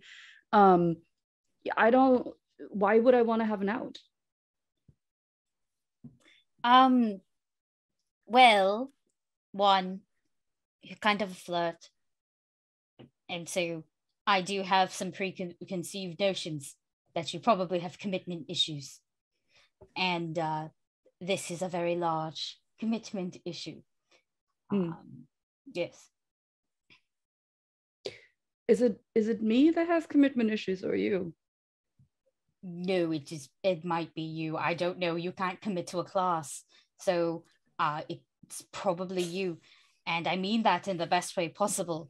I'm pretty much set on marriage, and I have been for my entire life. This is not new to me. This was low-key expected, and I'm pretty okay with it. But I don't know if you are, and I definitely don't. I don't mind explaining it that a foreigner did not understand our customs to my father.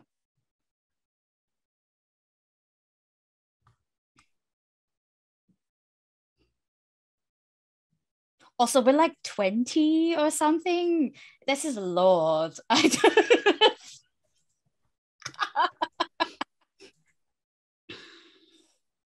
I mean, do I have to marry you right now?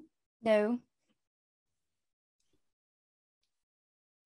So I can marry you after we graduate? Yes.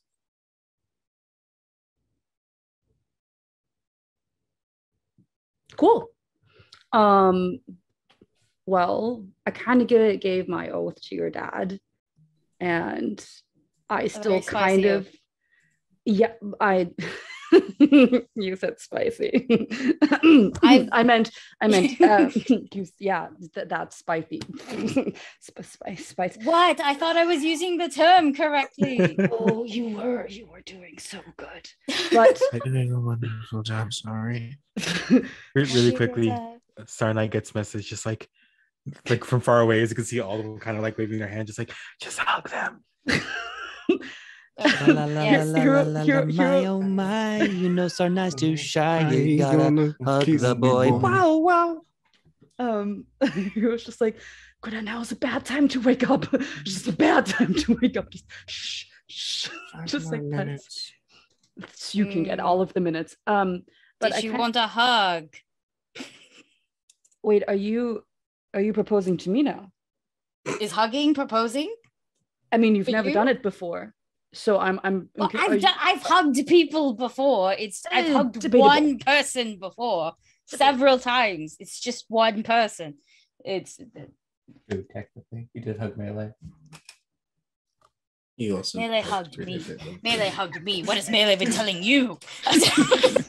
Oh, nothing. I just been saying that we're all really chill bros now. We are the coldest of brothers. Yes. Yes. Whoa, are you cold, bro? I can get you a jacket if you need one. No, I would actually love a fucking jacket. But no, I mean, Hero, would you like a hug? I have been told that you would appreciate a hug, and I would like to give you what you appreciate. I could also give you a pen. That will last longer than a hug and is refillable.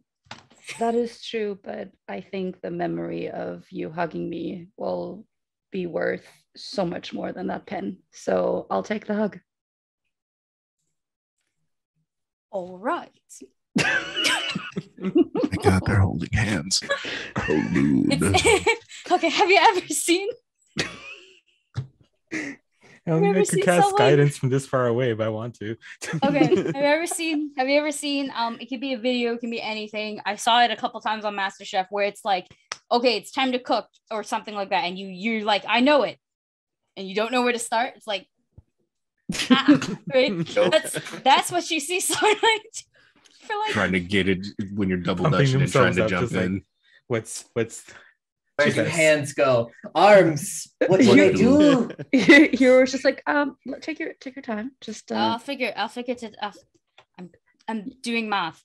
Mhm. Do you need to know my weight for this or the width of my chest? Because or you could No, it's more of a height thing. height. Yes. You're just a little bit taller than her, so I mean, it's not that bad. Whatever. And it's like, and then Sarnai will give you a hug, and the hug is it is not comfortable at first. I'll say that. It's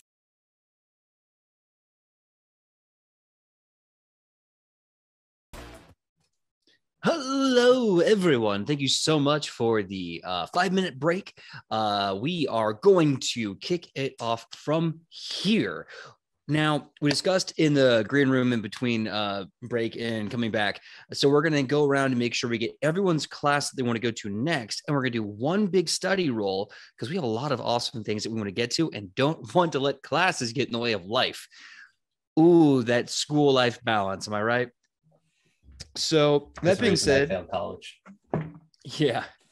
So that being said, let's go over y'all's classes and let's figure out what you want to go to and study. So starting with Aki, summoning class, enchantment class, or fanfic club? gonna go to enchantment just to say that I like that way I can at least get some points for that exam. You can at least say you also, fit to it. yeah, just to say that I've been to it. However, I did remember that the titty scoliosis rhyme. So it's titty mesmerized, titty hypnosis, titty got weight, give that back scoliosis. There you go. That's what it was. Delicious. Yeah. Delicious. It's Get freaking that on a shirt. like Lucas Yeah. Arnold or something like that. Yeah. He's the Yeah, one that that's does the the evil genius behind women's clothing. And how terrible all of women's fashion is for like anyone who's sane and smart. Yeah. Yep. Okay, so enchantment for Aki. Enchantment. Great. Next up, enchantment. If you know, you know. Aubrey, what would Aurora like to do? I think Aurora's gonna go to medicine. Yeah. Okay. All right, next up. Dusty, where you gonna go? I think Alden's gonna go to religion class. Nice. Bless. Okay, so religion Hashtag. class. Hashtag. Yeah. Yeah. Damn it. All right. I love that chillaxing dude. Okay. Next up, Makai. What class would you be? Bless. What class would you be going to? Probably medicine as well. It's one of the few I don't really go to all that often. Okay. Okay. Next up, Fee. What class would you be going to?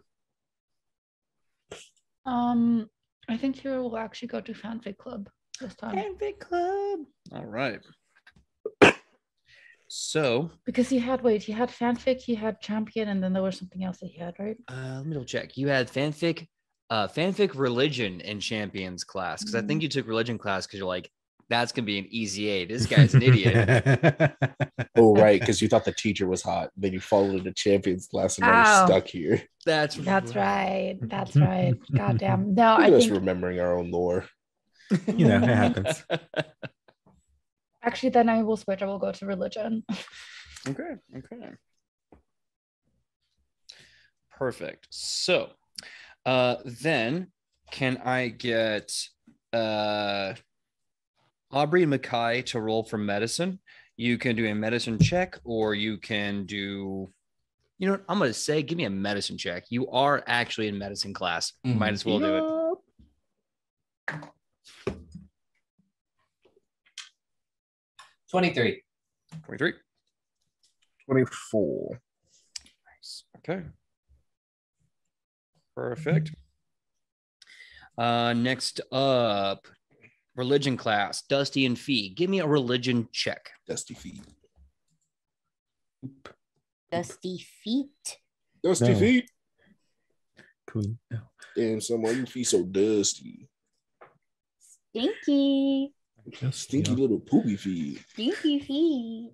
Uh-oh, I- stinky with her feeties. Why, guys? Like I was seeing when it will stop, but it like, Counter just didn't question. stop. Why did you let me and Aki be in the same game together? Exactly. Mhm. Exactly. I don't think it had anything to do with me. I don't think I had any kind of say about that. What you don't know is my secret plan this whole time was just to get 5 chaotic goblins in one room and see what happens when they don't know the other is a chaos goblin. On that note, I got an 18 for religion. Okay. Nice. All right. And Fee, was your religion check? 18. Okay. Cool. Religion bros. Whew. All right. Now, enchantment. Aki, give me I would say Arcana check. Unless there's something else you feel is more appropriate for enchantment. No, Arcana makes the most sense because also my high is 26. 26. Okay. Nice. Nice. All right. Heck yeah, I did. Let's study up. Yeah, bless. Dude, Yeah. based. So Now that's what I call an enchanting roll, my guy. Thank you. look, religion's all about catching the vibe. No, we're never going to say that again. But I know, you sound pretty right to me. the vibe is righteous. Bless. So Get it here. you all go I know I feel pain too. It's very cringe. You all go through your classes. The religion classes, it's exactly what it was last time. He's got his feet up on his desk. He's leaning back in his chair and he's just kind of throwing a little koosh ball up in the air. And he's just having philosophical religious debates and giving you more details about like the different gods and deities and symbols and demons and all that kind of stuff. With medicine, Alona is going over different medical practices, different kind of herbs you can use to like heal people, and things of that nature. Enchantment, you're learning about basically fundamentals at this point. That being said, the time has come. Your classes kind of go by in a breeze, and when you're finally released from your curriculum, it's kind of exciting. The night is yours. The evening to later evening is all yours. Knowing that Aldwin has this duel with the teacher, you go to the dueling club, which actually is taking place in one of the local taverns in Absalom. Going to one of the bars, you find that they have a second floor, not quite a basement, but a second floor to the bar in the bottom. Going to the lower floor, you find this wooden ceiling, this giant arena, like raised arena with no ropes or boundaries, but a steel cage is put around it. You see 2 bars at either end, and you see a lot of classmates and 2 of your teachers, not the one you're dueling, are there as well. One of them, a very large man with bright yellow and purple eyes, has a very long beard, 3 scars going across the side of his face. With this sort of olive complexion, his arm is wrapped up in a cast and slung around his shoulder, but looks to you and he goes, "Hello, boy. Are you here to challenge one of the other students of dueling club?" I think I'm challenging the teacher. Teacher, you're not challenging me. Are you challenging? Hold on. Oi, Pimpleback. Ichi. Oh, Pimpleback. Interesting. All right. Oh yeah. He was here earlier, getting warmed up. He said that he had a extracurricular to prepare for. Okay. Yeah. Yes. Yeah. Okay. Yeah. No, definitely for that. I think before this, I need to go do something really quick, probably. And could we just like in media res just say like Aurora and Alden were talking about going to the Church of Desna beforehand? Yes, thank you so much. Yeah, you can absolutely go break off to the Church of Desna. Just like, yeah, yeah, I'll be right back. I have to go do something. And did the stream stop? Yeah, I'm looking into that right now. I think it did. Wasn't sure if it was just my computer or not. Oh, maybe. Hold on. I'm refreshing, so we'll see. Yeah. Wait.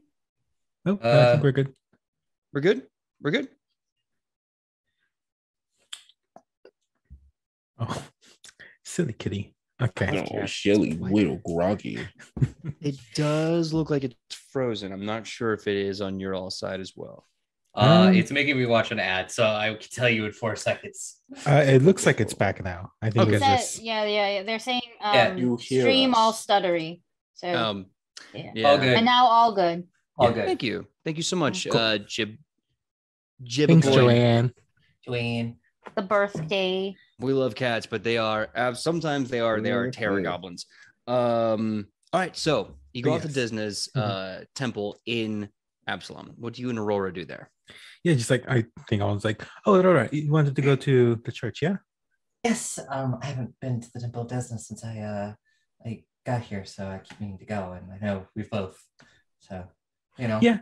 I mean, I've never been to a church of Desna, but you know, my Willow is the one that's like it's like the whole like cleric and all like the like. But I know they're lucky, and that's the more I think about it, I probably will need some luck tonight. Yeah, just a little. I mean, it never hurts to have some luck. Yeah, exactly. More luck the better. When we make a merry way to the church. Okay. As you get to the church, you see the symbol of Desna engraved on a stone circle on top of a big temple. There's a big fountain in front, and the water comes out almost this very beautiful kind of purple blue crystalline water. Definitely got some sparkles in it. Going it through into the temple proper, you see priests and priestesses and religious leaders of all kinds within the temple. What would you like to do specifically in here? There's, of course, a giant statue of Desna and other incenses being burned, and you get this very euphoric feeling when you walk in. What do you do? I've been trying to look at this, and I'm like, what would someone give as like? Because it's probably some sort of altar and places where people leave offerings. Trying to think of what people would give as like a small offering to Desna. Because I was like, dreams, luck, moon, Probably- travel. Probably I would say probably like literally a coin. Like probably just like it doesn't even have to be like a gold coin, just like one that you would like flip. That actually makes sense. Yeah.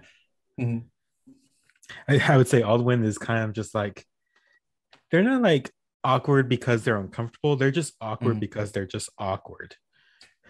And so they're just like they're probably just like looking and maybe just like oh wow, that fountain's really pretty, and just like bump straight into Aurora. Oh, sorry. Okay. And she will having at least some experience with this, she will show Aldwin where you leave the offerings and stuff. She'll take the coin, I don't know, flip it, do the thing, and then look at it, toss it into the fountain. Okay. Awesome. Is that- Fountain. Yep. Give me a religion check. I hope this is correct. Religion's good. I'm gonna use a hero point. I don't want to live with that. You got extras. I got extras. I don't need them. I'm not fighting Hero anybody. points for days. Okay, that's much better. That is a 21. Okay, 21. You flip the coin into the fountain, just kind of like boom, splashes into the water. And as this happens, you suddenly see from the window, or at least the open air part of the temple, this beam of light. It's very, very idyllic. this little butterfly suddenly seems to land on your shoulder. This little like purple and black butterfly lands right there next to you. And with that, you are granted a +1 bonus to skill checks for the rest of tonight. I will figure out how to. Oh, okay. That's. I should probably do that too. That's definitely lucky. Okay. Alden's definitely just gonna like grab a coin, just like 2 extra credit, and flips it in. All right, give me that religion check.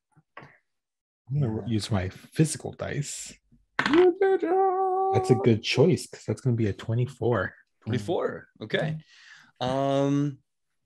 Same. You seem to feel this light pressure on your shoulder. You see this beautiful bug, might even be the same butterfly landed on Aurora, and you get a +1 to all skill checks for the rest of the episode. Lovely. And Aurora will, as this whole thing is going on, she'll just like, you know, when I'm talking about the Temple of Desna back in Taldor, and being like, yeah, it was actually the only place I ever went when I actually successfully snuck out of the tower, simply because it was very, very close, and you know, the people there were always so nice, and that's where I learned all my stuff, all that I know about stars. You know, I kind of just went there. A handful of times I managed to sneak out before he found how I was sneaking out, and then stopped, you know, kind of changed the tower layout so that option was no longer there. God, I'm sorry. Your dad just. Yeah. I'm glad that you were able to find some kind of solace in this. I'm sure my abuela would talk your ear off about everything about this now, but I just, you know, before Parents' Day, I thought it was nice that at least you know who your parents are, but just like, I guess it's really. I know my dad. I don't know my mom. Yeah, even then, I think it's just a matter of circumstance. And just like, it could be kind of shitty no matter what. And I'm sorry. I'm just gonna give you a hug. Yeah, I'll give you a hug. And it's just like, yeah, no, I mean, it's great to, you know, I hope you do learn about your parents, and I hope they're, you know, good people. Yeah, I hope so too. My abuelo always says good things about them, but I just. And your abuelo is a good person. Yeah. So eventually, I don't know, the divination teacher makes it sound so bloody ominous. So I mean, hey, you look for your parents, I'll look for my mom. I don't know, I never really looked for her. She's never really come looking for me. So at least not that I'm aware of. But yet again, I'm suddenly learning of things. There's a lot of things I'm not aware of. So she might have, and then just my dad was like, no. And yeah, well, now that your dad's probably no longer gonna be a prick in person, at least, maybe we can figure it out. Yeah, well, I have a very sinking feeling that I have not seen the last of my father, but I think it will be a bit before I see him again. Yeah, then it's at fine. Least a season. like autumn, winter. Yeah, it'll probably be like autumn when we see him again. Okay. A future semester. Oh, bloody hell. Okay, I gotta go fight frogs. Yes, fight. We gotta go fight. All right. Fast forward back to the dueling club, participating in the second floor, but not the basement, of a bar/tavern inside Absalom. The time has finally come for the duel in question. Now, as this is a duel, the rules are as such. Perception is rolled every round, and outside interference is up to the outside interference. So that being said, I have made sure to make that this fight is hard but fair. And of course, cheating is always, well, whatever you can get away with, you can get away with. So cool. I rolled 4 natural 20s just now. Damn. Wild. Like, no, insane. Damn. I hate that. I love that. But so you all get in there. You see a bunch of your students, fellow students, who actually attend dueling club. You see this one ominous person wearing a face mask like a full face mask, just watching in the corner. You see the two dueling club instructors, a big man with his arm in a sling, goes by the name of Morel, and this little dwarf wearing a skull mask and bright blue feathers by the name of Ichipokton Papakui, and they're watching all the duels and kind of sharing notes. But then time comes, and sure enough, Rizak Pimpleback just starts kind of strutting into the room. He's wearing with a Vince McMahon walk. Yeah, doing that big arm swing. He's got on these really nice sunglasses. His hand ropes are still tied around him, but he's got spiked cuffs on each wrist and spike cuffs on his feet that go up his shins a little bit. As is the tradition, the pits that he fights in. He jumps into the ring, whips off his sunglasses. You see his giant tongue kind of come out and kind of slick over his head, snag a fly, and he goes, okay, are you ready to get your little ass beat in public, little man? Because I am ready to do the duel. I mean, I'm ready to duel. Duty. I don't know about that. You seem pretty presumptuous. I mean, I get you're a teacher and everything, but come on.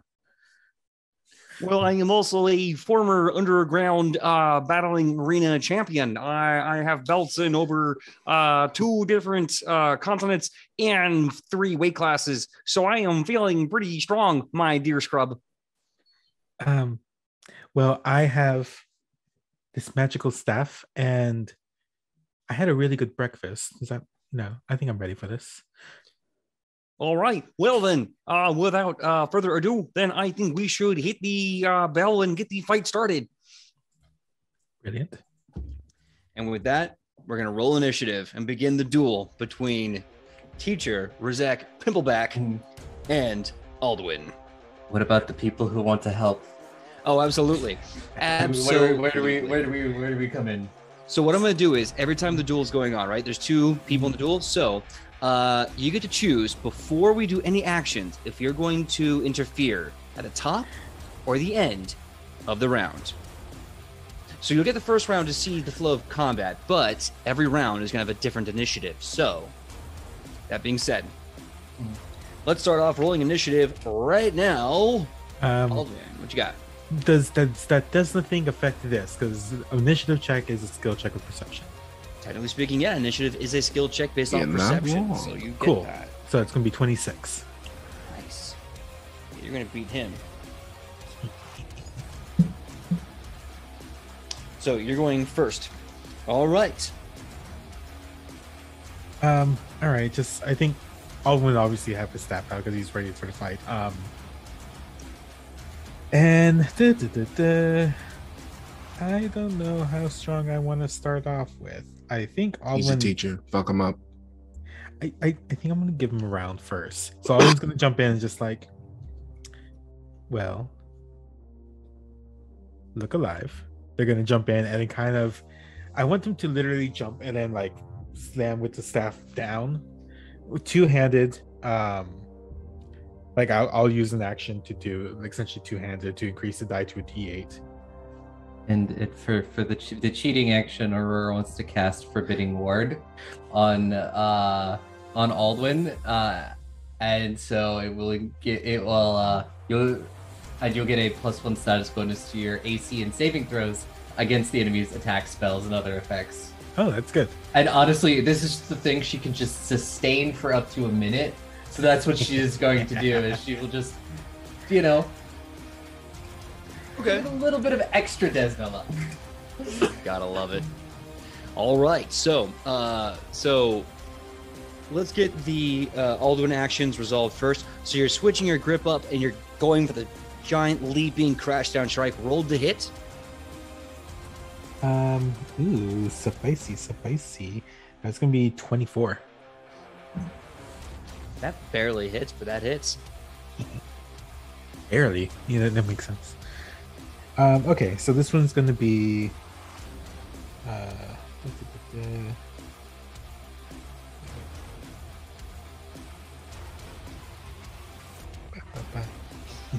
max damage, so it's gonna be 10 damage.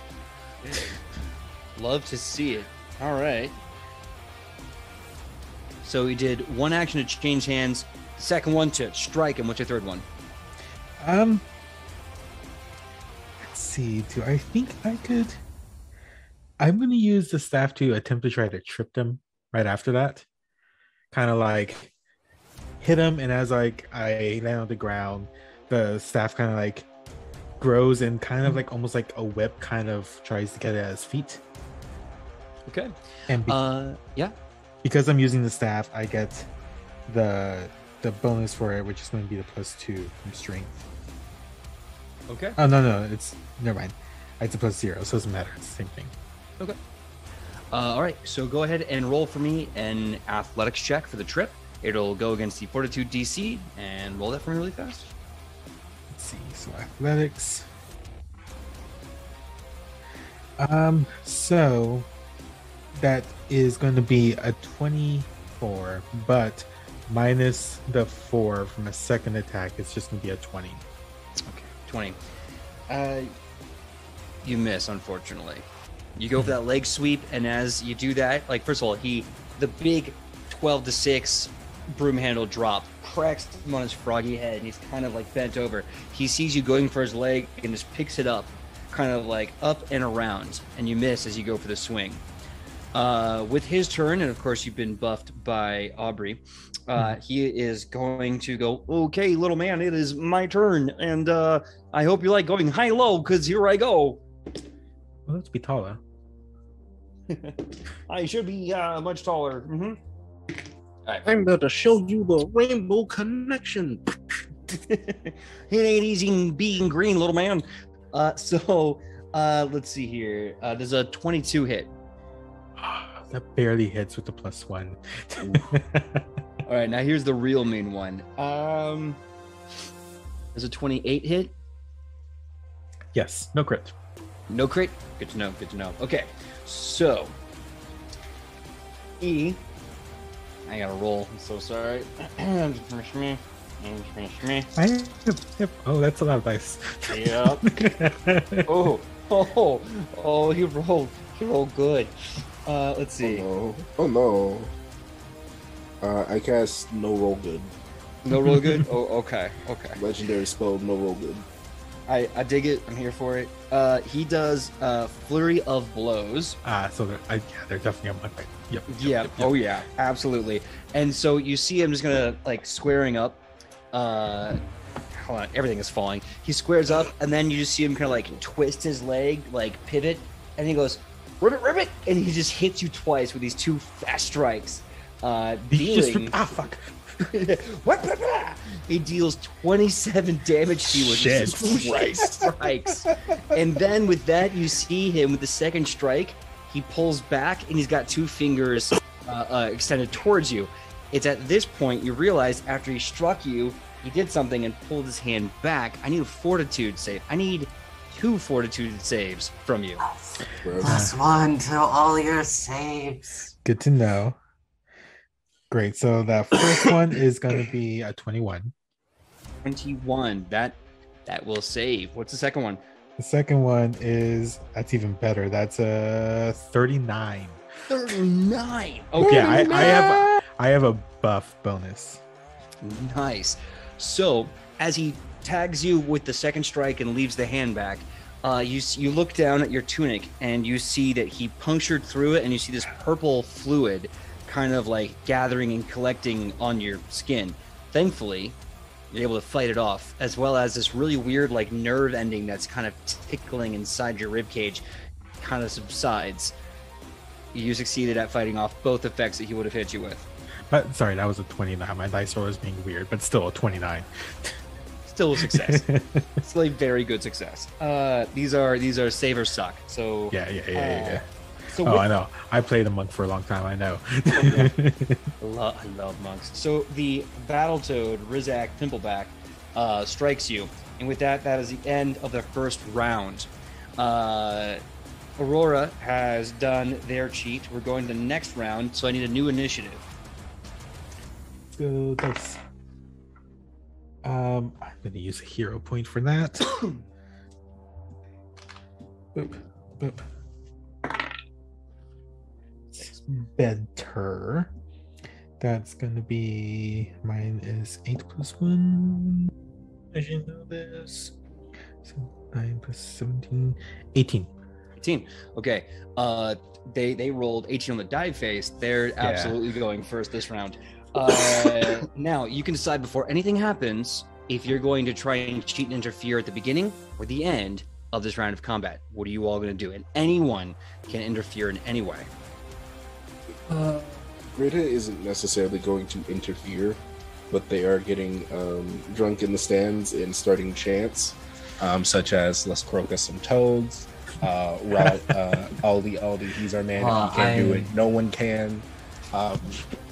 Hit that frog with the stick. Show him just how. Show him that you're dummy thick. Shit like that. Okay. The cheers are going very well.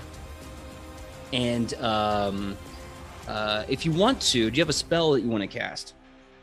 Yeah, I don't think I have anything good prepared for this I day. was thinking about switching up because it's like Forbidding Word is good, but I do have Ill Omen prepared. But that I have to. I don't know what the will scores look like. Well, I mean that's up to you. The will for Mr. Battletoad. Yeah, because I mean, I am just gonna keep Forbidding Word going. That'll be helpful for whatever bullshit like saves I need to do.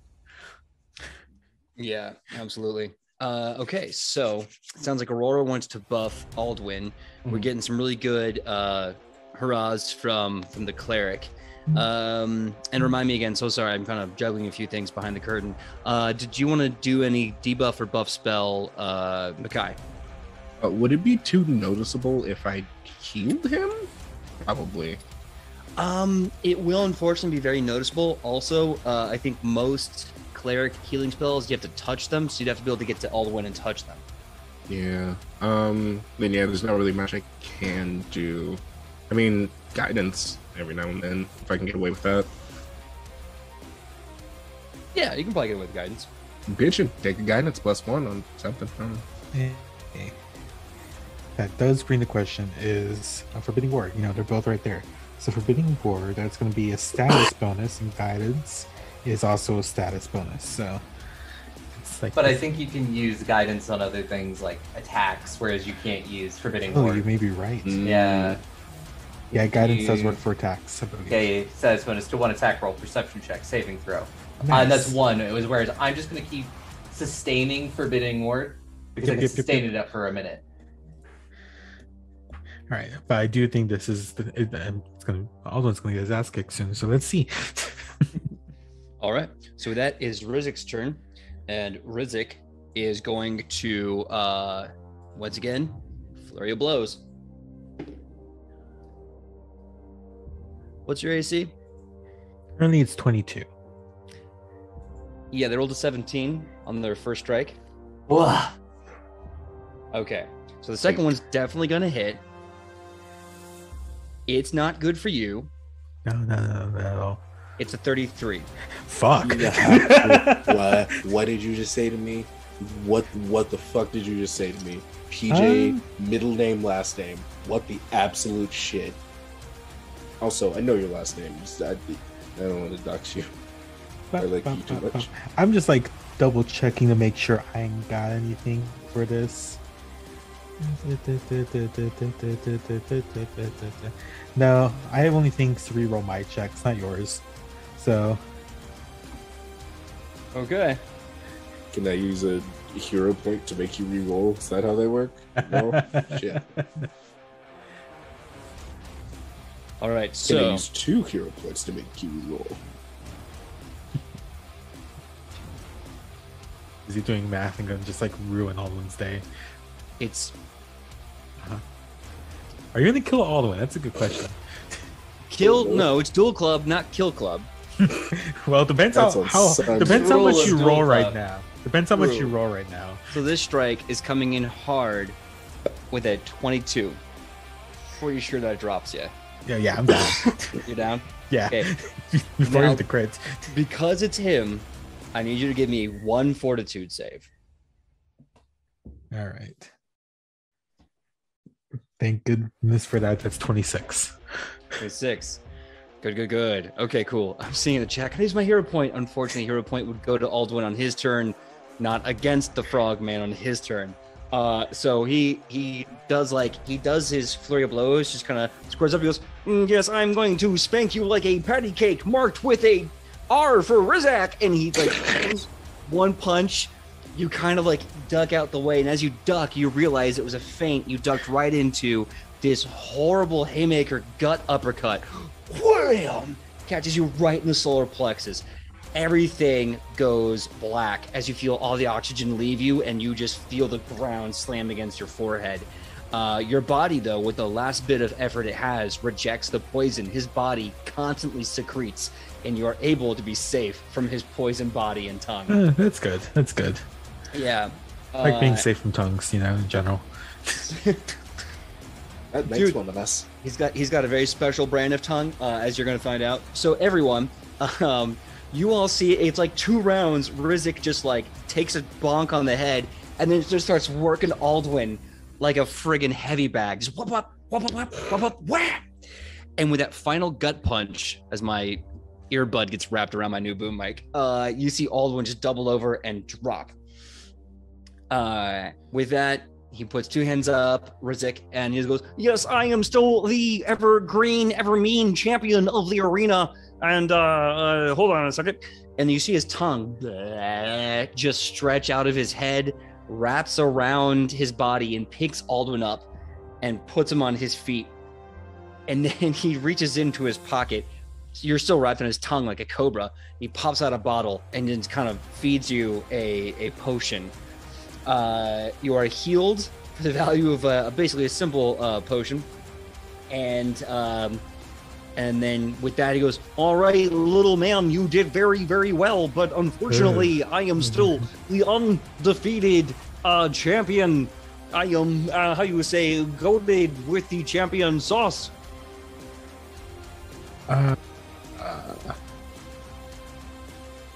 Ow. I won't go easy on you next time. I look forward to that next time we step in the arena and you go one-on-one with the amphibious one. It's gonna be tremendous, Ribbit. Could I let go of your tongue now? Oh, I'm so sorry. He unravels his tongue, kind of checks you to make sure you're okay, and then holds your hand up. He holds your arm up in a sign of solidarity. We are going to take a quick, just like a 2-minute break really fast for the end of the duel. We'll be back in about 2 minutes. Thank you so much for your time. We'll be right back. Worked up frog with a little bit of swag, loaded with the poison. Dropping it down. Hello, everyone. Thank you so much for the quick break. If he was having a bit of a small emergency, they're going to be okay, but they just kind of had to step away for the rest of the night. So for the sake of their health, we obviously let them go. Hope they're sleeping well, and I hope they feel better tomorrow. We love you, buddy. Get well soon. Mm-hmm. That being said, we're going to pick back up with the duel as Aldwin unfortunately got bodied by the green body. And a huge shout out to the chat who said, and I quote, Costato said, quirked up frog with a little bit of swag. You get a hero point that made me giggle. That's my homeboy. Because marry me. Love them. Love them. Okay, so that being said, the duel is done. If anyone wants to do anything else in this bar with the downtime they have, please, by all means, have at it. I do think Aldwin's just gonna walk out of the ring and just go next to a table and just fall down next to it and just lay down, just I'm okay. Aurora will come over and just being like, I can make it here you go, soothe. Who casts soothe on you? Oh, thank you. It's not going to soothe my ego, but that's my fault. You will physically feel better, maybe not emotionally feel better. Oh no, I can deal with that. You can temporarily emotionally feel better. And I go to buy Aldwin a drink. You heal 7 hit points, and you have +2 status effect against a bonus to mental saves. I just lay The down next next to minute. Aldwin. Hey, Greta. Hey, this way people think we just slipped and now that you didn't, your bones don't hurt. I think they all saw me, got my ass kicked. That guy's nasty. I mean, he's just like, dude, God, that was just like, I guess they're a teacher for a reason. yes, yeah. Yeah, you guys don't follow the fighting pits? I mean, it's not like he didn't tell you that he Oh, could kick it off. yes. No, I know this. This is just my own, ego. That's why I should have just gone, I should have just used a spell. I'm just going to get up now. Perhaps if you committed to the bit, you would have lasted a round. Speaking of a round, and then I go get everybody else in our friend group drinks. Alwyn gets up, hears that pun, and just no, I'm laying back down. You just open your mouth and we'll pour the shot. Me too, please. Yeah, no, everybody. So I went to go get everybody a shot. We'll come back, and the shot, if I may request, is green in color. Thank you. Absolutely. The Alwyn's just yeah. Oh, It's just shots of absinthe for some reason. I was like, nothing. shoot, guys. What? Aldwin just shooting you such daggers. I love it. What? You don't want it? I'll take it. I thought I was a little shit here. I don't know. Technically, you're not even the shortest. I'd be the little shit. Just Alwyn just shoots and just do I have any of those? What buttons do I have with me?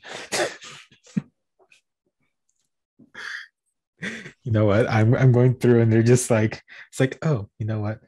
Gonna pull out what looks like to be a book. And just this shows Sarnai, I should read this, how it says how to fight good. And then they're just gonna bite into it. And it comes away and you see the inside's just cake.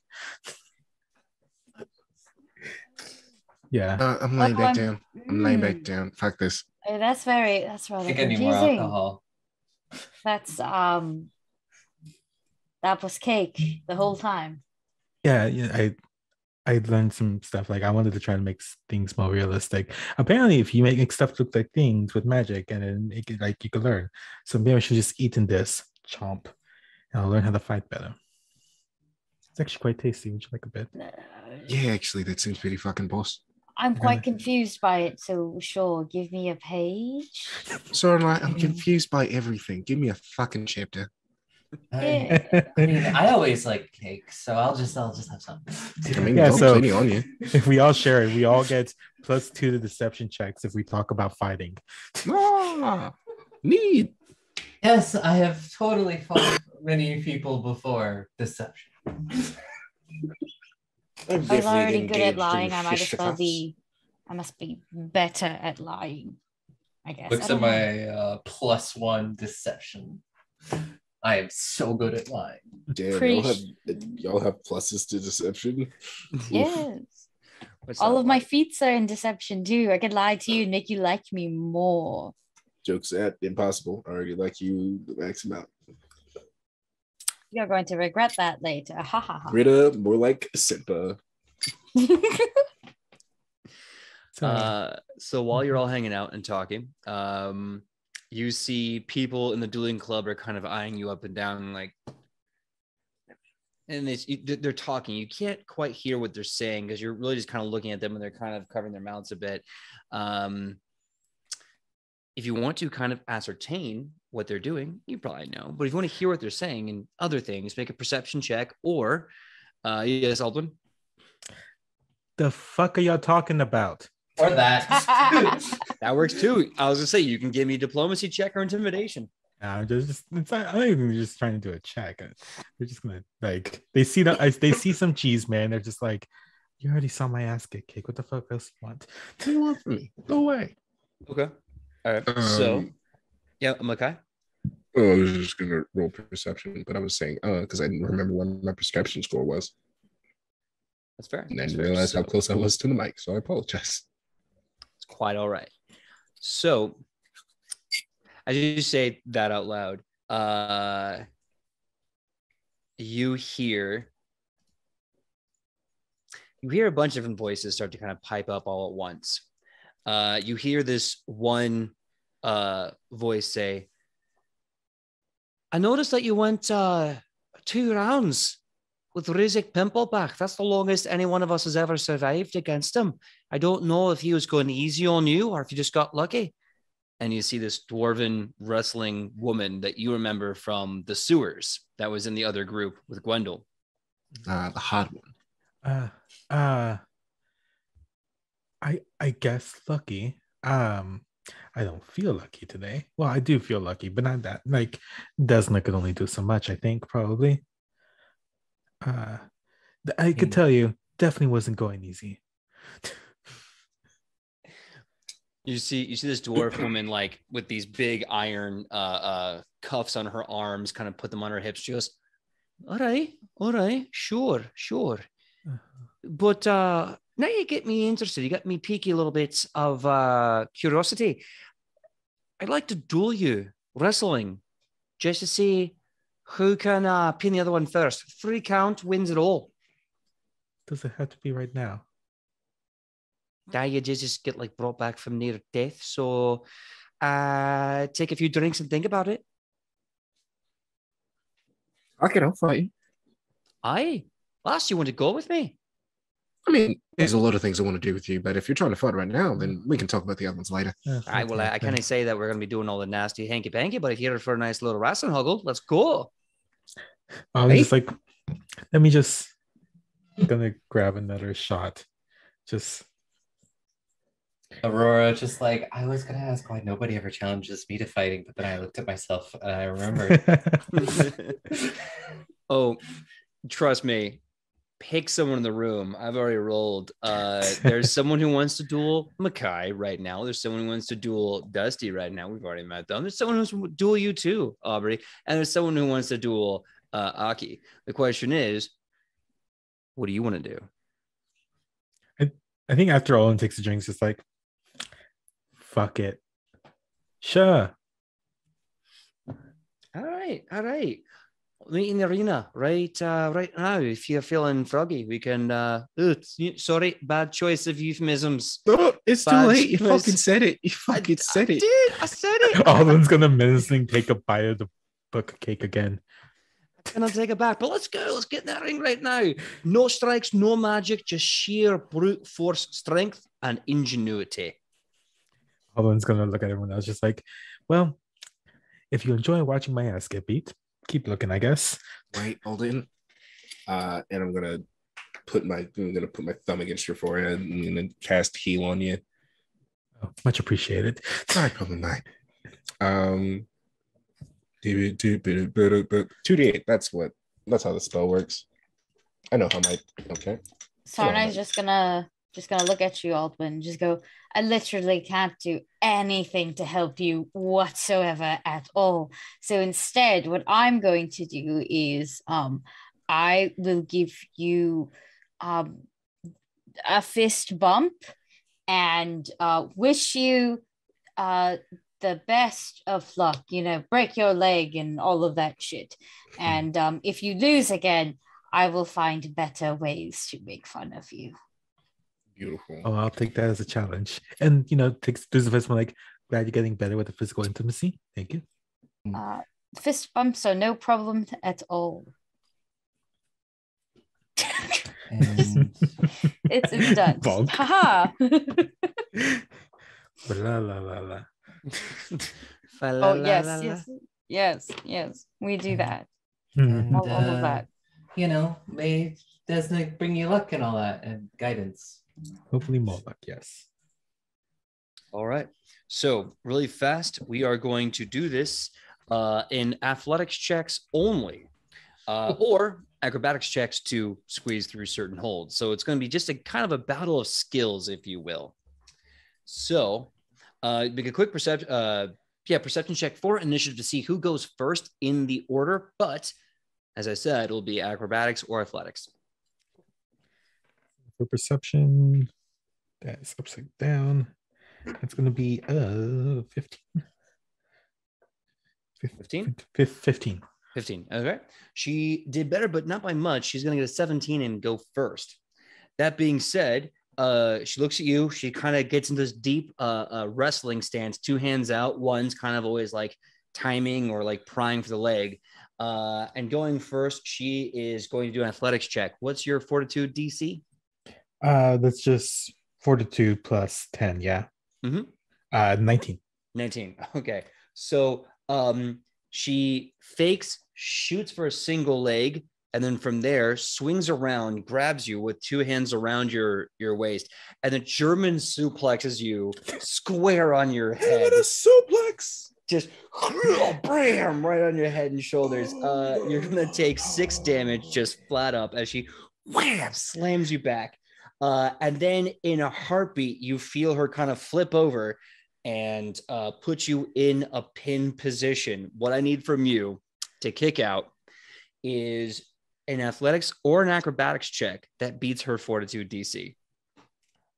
Okay. By the way, Makai, how much did I get healed for? Because I think that's quickly 26. becoming irrelevant. How much? 26. Good. Thank you. Let me just add that really quick. Hey, I'm almost at full from all the damage I've taken. So athletics and acrobatics both the same for me, so I'm just going to use athletics.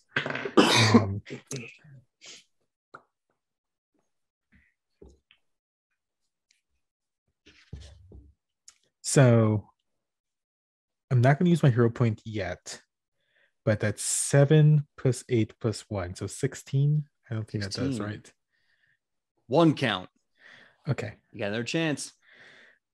I'll do it again. I'm asking if I fail or not, because halfling luck happens when I fail. I'm just going to wait to use it again. So yeah, sure thing. I'll let you know when you fail.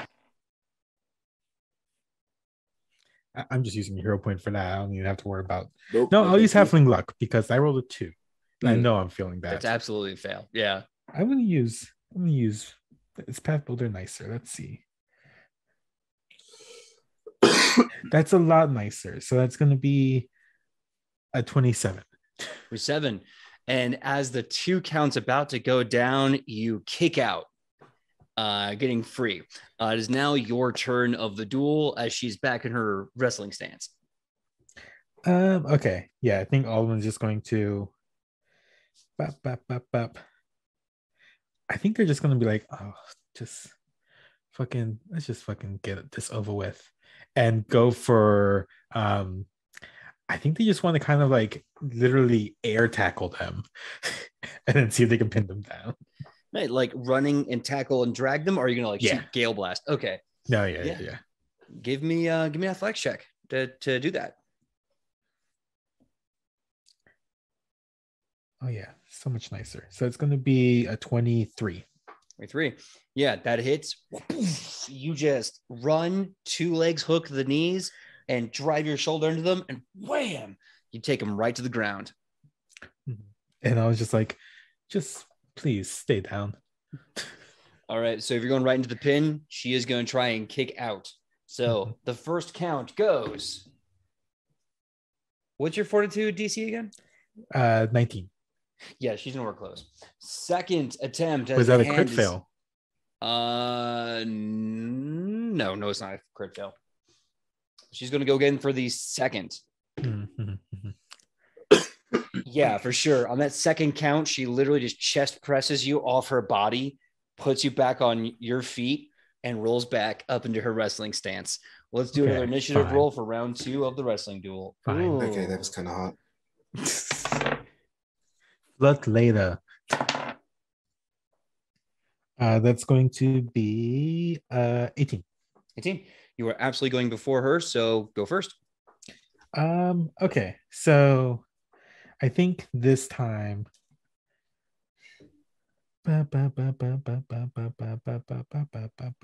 Just checking all my moves.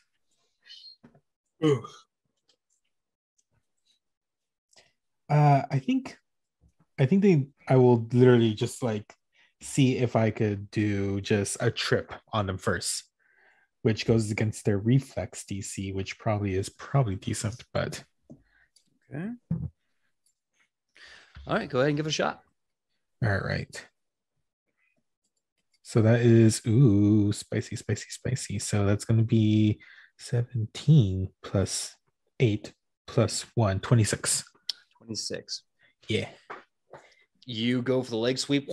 They drop straight back down on their back.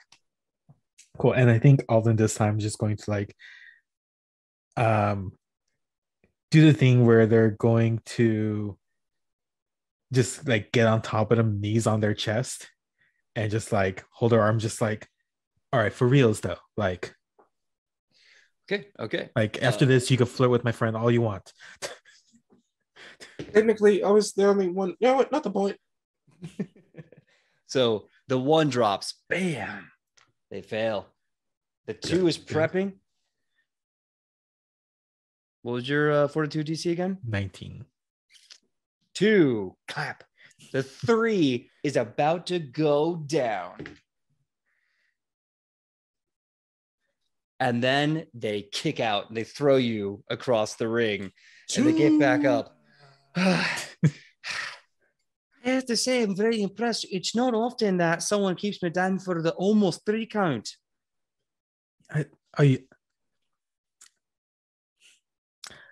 I'm really tired. One more round, honestly. But then after that, you could just fucking kick my ass out of here if it doesn't work.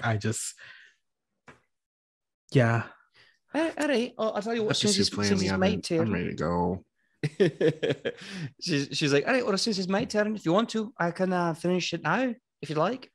I mean, I'm not making it easy for you. I'm just saying one more round. Yeah, of course, one more round. Yeah, sure. So she runs up. She ducks low. She puts 2 hands around your waist. She rolled a die face 19 total. What's your fortitude DC again? Fortitude DC is 19. Yeah. Do they have a plus 10? This is definitely a crit. She scoops in, puts both hands around your waist, picks you up, so you're now horizontal at her belt line. And with that, she takes 1 step and just caber tosses your ass. And if you want to, I'll say out of the ring. If you don't want to, you can make a check, like a reflex save. No, fuck. I think out of the ring onto the table in front of everyone. Sure enough, she picks you up sideways and just hauls your ass right out of the ring. You just fly like a rag doll, slam onto the table in front of your friends. And she's just sitting there going like, yes, Iron Arm, still undefeated in traditional grappling with no magic and no punching. Aldwin just like, it really isn't your night. I'm so sorry. Sorry, mate. Do you want a drink? Sure, you could go flirt with her. She probably deserves it. Nah, she already rejected me. You're not going to fight, Greta. Oh, I'm gonna fight, but he said okay. flip. Those are 2 very different things. Very different. I can't tell anymore with you. Oh, what's closer? Either way, I will get you a bev, and I did say I would make fun of you. I deserve it. I really want to. So just be surprised when I come back. I will put Pebble on the table next to Alduin and just being like, you could pet him. I find it really helps if I'm having a bad day. Oh, hello, Pebble. Are you gonna end me? No. Oh. Suffering is eternal and must continue. I instead will just take notes.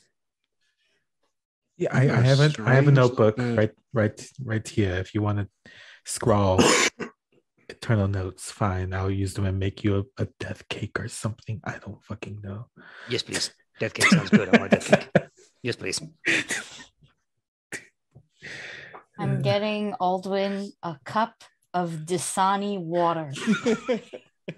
Whoa. Wait a minute. This is Galarian. You're getting him a cup of off-brand Absalom water. Yeah, okay, fine. That's garden. Instead of Absalom, it's Obsalom. Obsalom. It's Obsalom water. However, I want to put a lime on the side so that way they think it's vodka because that's how bad the water is. Yeah. Wow. Absolutely. Yeah. If I have to make deception rolls, I got it. No, Alwyn just like literally takes the cup of water, like literally just pops the lime in his mouth, starts chewing, and just drinks the water, and just like, this is shitty. It's really shitty here. I don't know what else to tell you. Yeah, thanks. I thought you'd need one of these, but I don't know what to tell you. We can always go to the gayer side of Absalom. You know, This is true. right? Yeah. Shout I mean, out this to is the Fight Two Club. Princes Pop-Its pop-up bar. Exactly. Are they still in exactly. town? I think so. Yeah, I think they're still in town. They just keep Oh, moving fuck the yeah. bar around. Yeah. Oh, okay. Moves around locally. So if you're curious about who's sizing you up, in the bar, in the duel club, you have, of course, melee power Shalar. You have Parish Wilmanax, Lannis Coronold, Torinar Iron Arm, who Alduin just wrestled. There's a lizard folk wrestler. This is jacked lizard like folk with no neck. His name is Kiss. Just Kiss. You see what looks like a hobgoblin with he carries a very, very nice rapier, and you see on his neck a bunch of tattoos. And his name is Chip Mastergash. Sorry, what? His name, the hobgoblin, is named Chip Mastergash. I have a joke for that. Not gonna say it. Yeah. Not gonna say it because I It's a very respect it. unfortunate name. Yeah. Who's sizing up who though? Yeah, well, Yeah. which of these needs the confidence boost so bad that they want to fight Aurora? So if you want to fight someone in the duel club, you are absolutely getting like looked up and down and sized up by Chip Mastergash. But you also note Poppy is there too, just like hands around her backpack, just like, hi, how's it going? Hope you're having a great time. It's great to see you. Hi, Poppy. Hey, I think we're supposed to be fighting or something. I don't know. I just got here. It's Gonna a whip dueling everyone's club. ass. So Chip Mastergash is looking you up and down like, I'm going to fight her. And then there's Poppy going like, hi, I think we're supposed to fight. So Makai. Oh, I think we lost somebody. Oh yeah, I know what happened. Yeah, we lost the fill-in. 1 second while the TD hopefully recovers that. Buttholes. Buttholes. Fresh hot Buttholes. buttholes. Buttholes. It's just Try cute finger music. butthole. Into Yikes. the butthole. Into the butthole. Look, just because Fee is not here for health reasons doesn't mean we're going to be talking about poopies and buttholes. Into the Cookies involved. Look, Just no, like- because no, I'm doing this in Fee's honor. We In don't Fee's got Hero. honor? Yeah, yeah. Okay. Hero is the filter of the horn, you know? Very fair. And yeah, I personally think it then falls upon me because Sardai has at least one horn. That's That's very simple. fair. But that being said, Gritta, you're being eyed up and down by both Parish Wilmanax and Lannis Coronold. I just stare down. I just stare down Lanny. Ooh, okay. I Lanny. am so tempted to challenge the Hobgoblin because I just want to know what happens. I'm very tempted for that too. Lanny looks at Gritta, and Gritta, you see like his stare kind of falters a bit, and then he kind of like swallows his pride, I guess, and then just kind of keeps staring back. And of course, Melee is just like, you want to go around three? You really want to? I'm very worried. What if I kill you again? Well, no magic and no killing blows. We'll just spar. I'm not the best at no magic sparring. Melee, don't you just want to hang out and have a drink? So what quick clarification? No magic in any of these? Well, no magic for me. I don't know. They get to make the rules and they challenge you to the duel. most of them are wrestlers and champions or swashbucklers, so they may not like magic as a rule. Pointed hobgoblin. No magic? He looks at you, his like hands dancing on his blade. Yeah, we can do magic. Let's go. Oh, that's what he sounds like. Aurora, are you gonna fight? I have had just enough drinks that I have decided that this is a good idea. Go ahead. I'll make fun of you too. Yes. Lily, Greta, come watch here. out for her. Make fun of people with me. What? Greta isn't even staring daggers at Lanny. It's just the look of unimpressed. Alwyn has finally gotten off the table, by the way, and is like sitting at a chair, like slumped over, but like I think they're just like so tired. If Sarnay allowed, their just heads just like on Sarnay, just don't move. Yeah. No, you're good. You're good. Thank you. It's solid. Melee Oh, runs my up God. and he just gives you Yeah. another beer, and he has a beer. He's like, "Yeah, you're right. I should probably stop trying." Just hang out. Just watch Yeah. the other fights. You're right. I we're don't just gonna mind chill. fighting sometimes. It's just I don't want to go again. Not here. It's so dirty here. So the swashbuckling hobgoblin jumps into the arena, just flat jumps, lands in the stance, then draws their rapier towards you. Well, more of a cutlass towards you, Aurora. And they say, "All right, now let's get this straight. You can do magic, but I get to do my thing too, yeah?" Works for me. Great. All right, then let's go. Either first one to 3 clean touches, or first one who's downed or knocked out of the arena wins. Cool. All right. And roll initiative to get your first round in the duel. That is a 27. You win by 2 points. Yeah, you're going first. And let's see. Pebble still has the independent trait on him. He gets an action. Yes, he does. And so Aurora is just going to start things off with casting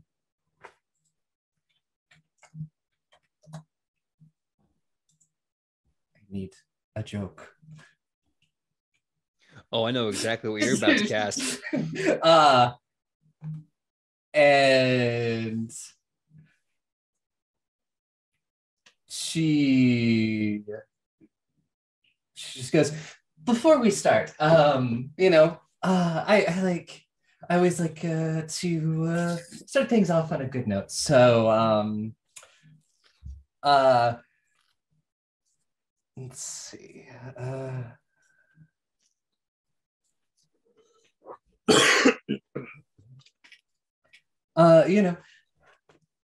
God, I'm just like, and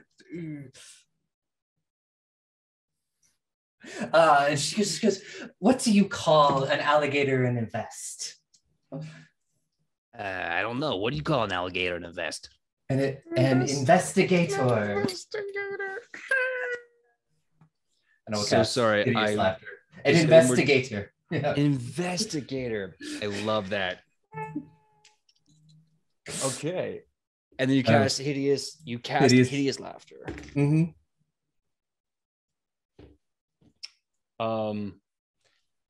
They rolled a critical 20. Okay.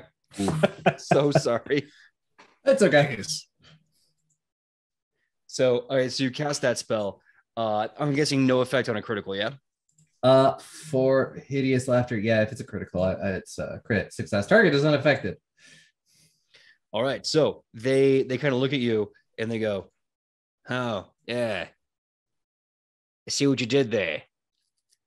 All right, my turn. But what are you gonna do the rest of your turn? 2 actions. So for my last action, other than letting Pebble be the chaos gremlin he is, I am going to cast.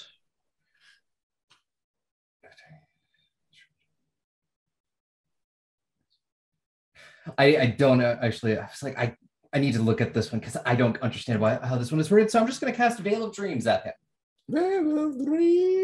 Okay. And that's another will save. Yep. What's the DC to beat? My DC is a 20. 20. Okay. They fail. A fail. Is it a failure or well, actually, no, it doesn't do anything different on a critical failure. So on a failure, target takes a -1 stats penalty to perception, attack rolls, will saves. And it's a -2 for sleep effects, but also anytime target uses anything with a concentrate action, they must succeed at a DC 5 flat check or the action is disrupted. Okay. So that's a really good debuff. As you do that, you see little Pebbles kind of sticks his like owlbear arms out of side and starts toddling around the arena. Just kind of travels innocuously, like behind the swashbuckler, the hobgoblin swashbuckler, who looks at him and goes, I don't know what he's doing here, but I don't like this at all. And he does kind of a kind of tuck and roll flip. Does a terrible job of that. Does not get any panache points. As he gets back up, he starts talking smack. Does a terrible job of that as well. Oof. You hate to see it when the firebrand swashbuckler can't firebrand at all. Being completely like humiliated, he just takes a sword and goes, all right, whatever, and starts to swing at you. Somebody call rally. They do some slow rolls. Disappointed. Okay, finally, I think we finally got a winning. I think we got a winning number here. What's your AC? 18. Okay, this hits. It's not a crit, but he is going to strike you with his sword, doing the smallest amount of damage he could possibly do. I hate this. I hate this. It's a swashbuckler thing in 2E. It's like you either really freaking cool or you're just like, nope. Nope. Yeah, you just get embarrassed. How much damage is that? It's 5 damage. Okay. So Can I make commentary? Sure, absolutely. So, like, assuming that I'm sitting with Gritta and Aldwin and Millie, I'll simply go, is that why you roll around in the dirt a lot, Millie?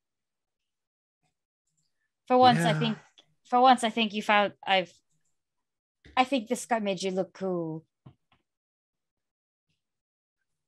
He just kind of has a smile like, yeah, all right, I am cool. Yes, that was so bad. He has tattoos and all that and everything. And I thought, he already looked bad picking on the equivalent of a Barbie doll. And now it's like... Sorry, just let him have this. Just let him have this. Come on. No, what do you mean? Come on. Aurora's like the you finally gave him a compliment and now you break her in half. And this burly lap sack of potatoes. Never mind, continue. My commentary's done. So with the next round of combat, with the next round of the duel, what's your initiative? 19. Yeah, you go first again. We're gonna do this poor idiot goblin firebrand swashbuckler. I am going to take one action to sustain Veil of Dreams.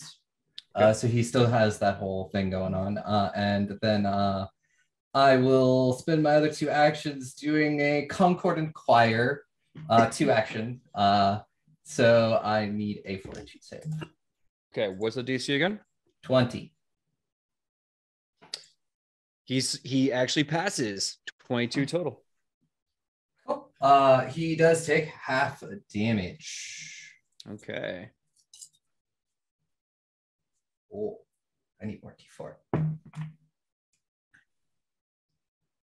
No, I have the correct number of D4. I have to show that. That's all 4s. So, well, he'll take 6 sonic damage. Okay, not bad. As he ripples from the concordance of the spell, you see him kind of tapping his chest and going, point. That was 2 actions, right? Yep, that was all 3 of my actions, and then Pebble doing whatever Pebble is doing. Okay, Pebbles. You see Pebbles like arms out wide, starts kind of slowly stalking behind him, and then he's just kind of hiding behind his back foot, and he's like, "Mother, show dominance, mother." And with that, He is going to try and do another boast. Maybe. What is your I forgot if it's will DC or perception DC, but what is your will DC? Let's go with that. What's your will DC? Will DC is a 20. Oh, bloody hell. Yeah, nope, they can't get intimidation off at all. So I have they're a just real going, high will save. that's awesome. This person sucks on ice. They're gonna stop their action as they try to swing and miss. So it's like one hit, miss, and with that, it's the end of this round. He's like, come on. I'm usually on my A game here. It's my turn for commentary again. What are you gonna say? I look at him and I go, "Oh, does he need to shit? It's quite a face he's making." I think he's Hey, constipated. bud, have you tried shitting your pants? That might help. I don't know. Okay. I want you all to give me your choice. Give me diplomacy checks as you are talking smack to this individual. Am I gonna convince this man to shit his pants? Please, please. If Is this considered we're talking about fighting, right? Ooh, Yes, ooh. We all get the Yes. +2 from the cake. yes, You said diplomas? diplomacy. Yeah, if you want to do deception, I'll do that. Basically, whatever charisma-based skill you're using to talk that good smack. Diplomacy If you makes use sense. diplomacy, It's you a get the 19 +2. days. But yeah. Yeah. I will use diplomacy just Me for too. that +2. I so with my whopping now +2 diplomacy, I got a dirty 20. I got a 20. 27. 27. Oh God. I got a 28. 19 plus 8. Okay. So first, they take a hit to their stats because they're becoming embarrassed and the crowd's turning against them and mocking them, and it's very, very bad. But then Makai, Greta starts to notice this hobgoblin kind of Get the bucket, get the bucket. and then doing his pants. yes, he considers his options and decides maybe crapping himself will make him lighter. Doing that, he turns to face Aurora. Aurora, you see a sudden realization of regret upon the hobgoblin's face, realizing that was not the move. Not the move at all. Gorilla is on the floor choking. It's not even that they're laughing. They don't have the air supply to laugh. They are gasping for breath, trying to recover from. Rita, did you use a spell or something? What the fuck?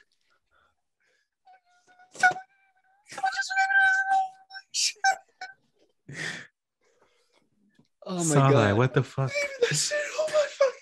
Sarna is Mira. Just oh my. I am aghast. Aurora, please roll the third round of the duel initiative.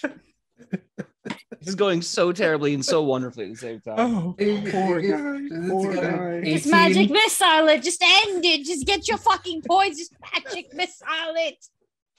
Prestidigitation, motherfucker, please, cheat. and punch him in the throat.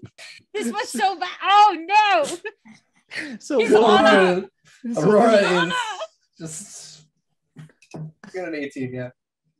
18 again. You're going first again. What are you gonna do? I was like, Please just finish it. His man's honor. He shat his pants. If he rolls around again, it's going to go flying. Yeah, let's just reaction magic missile. All right, full 3-action magic missile. Okay. I imagine Sarnai still moving their arms and Alden's just like, okay. For the, Oh my for the God, sake dude. of it. Roll the Oh damage. my god. That's all right. This is all right. Yep, that is 11 damage. 11 damage and three missiles. Yes. Yep, 3. So it's pow, pow, pow. All 3 missiles hit him. He takes the 11 damage. He kind of stumbles back a bit, holds himself, and starts to raise his weapon. Then he stops, does mental math. You see him look very frustrated. He sheathes his cutlass, and then he goes, "Now you got me fair and square." And as he turns around, there's Pebbles who basically just headbutts him in the back of the heel, and he kind of tips over, ass over tea kettle. No. Oh no. Critically fails his reflex check, save, whatever, and then just basically does a giant, just bails out of the arena. Horrible backflip, lands on his back, head down, ass up, and then one of the guys goes, "Oi, that guy shit his pants." The whole bar laughs, raises a toast. Everyone gets a free drink, including the hobgoblin, who is just horrendously humiliated right now. Well, right now, somebody, the minute he falls like that, somebody's getting grabbed by Sarna. Like when some This is people, Aldwin, yeah. when they get so excited, they start slapping the person beside them and stuff. In this case, someone's getting full on grabbed and shaken by Sarna. This is too much. This is too much. A man shot himself in front of us. Sarna, please take me to dinner first. Good God. Oh my God. Aurora just over here like, what just happened? yeah. I didn't really participate in that one. That one just kind of happened to me. Pebbles kind of flutters over to you, kind of toddles over to you, and like, "Uppies, mommy, I require uppies." Yes, up. You pick him up, and he goes, "Mother, today we were the most dominant of species. The prey has become the turbo prey." No, you became the predator. And with that, as the drinks flow and the violence slowly recedes into... No, I need to do one more thing, motherfucker. You will not take this from me. You made a man shit his pants. You can at least let me deliver one fucking letter. You're right. No, okay, you're right. Okay, so... As the night fades... Satin watch like it was a joke. As the night fades, we cut to Sarnai, full of cheer and alcohol and good time with friends, and the shitted pants of a hobgoblin swashbuckling firebrand. And we come to them writing a quick letter. Sarnai, please take it away. Yes. Oh my God. 1 second. I need a bev. Get bevved up. Mm-hmm. I want to know that Sarnai is sober. No amount of drinks could have ever led to any drunkardness after watching that. So Sarnai is stone cold sober, as he writes this on very fine paper, like dispensive paper, and their writing is very, very nice. A little bit slower too, like as if they're putting a lot of care into making sure that this is legible and no ink bleeds out. And the letter somewhat along the lines of dearest mother, I guess. Not I guess, but just dearest mother. I am ashamed for not writing to you as often as I should, especially considering that I am within Borders reach.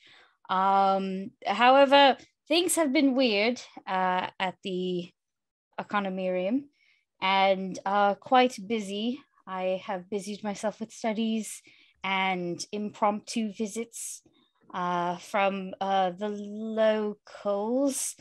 So, yeah. Well, we don't add just period. And then I promise to write more often. How are you doing as well as Mom? And promise to write more. All the best. And I will send that shit to the is it called the Glare, I believe. Mm-hmm. Yeah. The letter would also detail a couple other things, like there was a Parents' Day visit, probably also something along the lines of, and we couldn't find a postal service to get to the Glare. So it was kind of weird. for a bit, you know, all that kind of stuff. And totally also informed, like there are parental days, like there are parents' days. I have no idea if you know this. But then again, if I don't know if you've been able to get any letters at all. I also have no idea if you even know that I was here. It was like stuff like that. It's like, hello, I've come to inform you of all of these things. It would be very like well thought out and properly written. Absolutely. And as you reach into this wonderful, so you go to where the teleport, the basically the glare, you reach in, the letter kind of drifts off into the light that goes between this world and Shadow Absalom and in the kind of shadow realm, for lack of a better word. And as that letter is sent off, this is where we're going to end episode 10 of Wayward Arcadium. Next week, we're going to be having the field trip to Geb. And then from there, we're going to be closing in on the end of season 1. Well, you know, some 8, 9, 10 episodes down the road. But thank you so much for tuning in. Thank you for all your patience. Thank you for all your love in the chat. Thank you for all the poo. Thank you. All the stinky little poo. All the stinky poo poo that you had to deal with today's episode. Stinky, so gross. Yeah. I just want you to know I could have been playing that voice forever. Yeah. Garita could have sounded like that. Just the ooh poo poo. Well, that being said, we're going to say our good nights and our goodbyes, and we'll see you next week, starting with Aubrey. Aubrey, please tell them who you are and where they can find you on that sweet, sweet internet. Hi, I'm Aubrey. You can find me most everywhere at Mad Queen Cosplay. I am also the GM and co-producer for Goblins and Gays and Anima Magiri. If you enjoy Pathfinder stuff, you can go check out Goblins and Gays. We do fun stuff over there. And you also find me as Sawyer on Bring Your Own Mech and various other places. I believe I'm playing Vampire the Masquerade next week over on the Lost Caravan, and I'm very excited. Very nice. Next up, let's go with Aki. Aki, who are you and where can we find you on that sweet, sweet internet? I'm gonna talk like this the whole time. Yes, I will. I'm Aki. You can find me on Twitter at Akinomi_art, where I do a lot of things like co-produce Goblins and Gays, and I'm Amagiri, and Yum, and other shit. One last thing, I do have a game coming out at the I'm pretty sure it comes out properly at the beginning. I think it's actually the very beginning of May. So if you could do me a favor and go on Steam and wishlist the Cartomancy Anthology, me and my team are going to have a game coming out along with that. It's about 21 other games, all based around Tarot.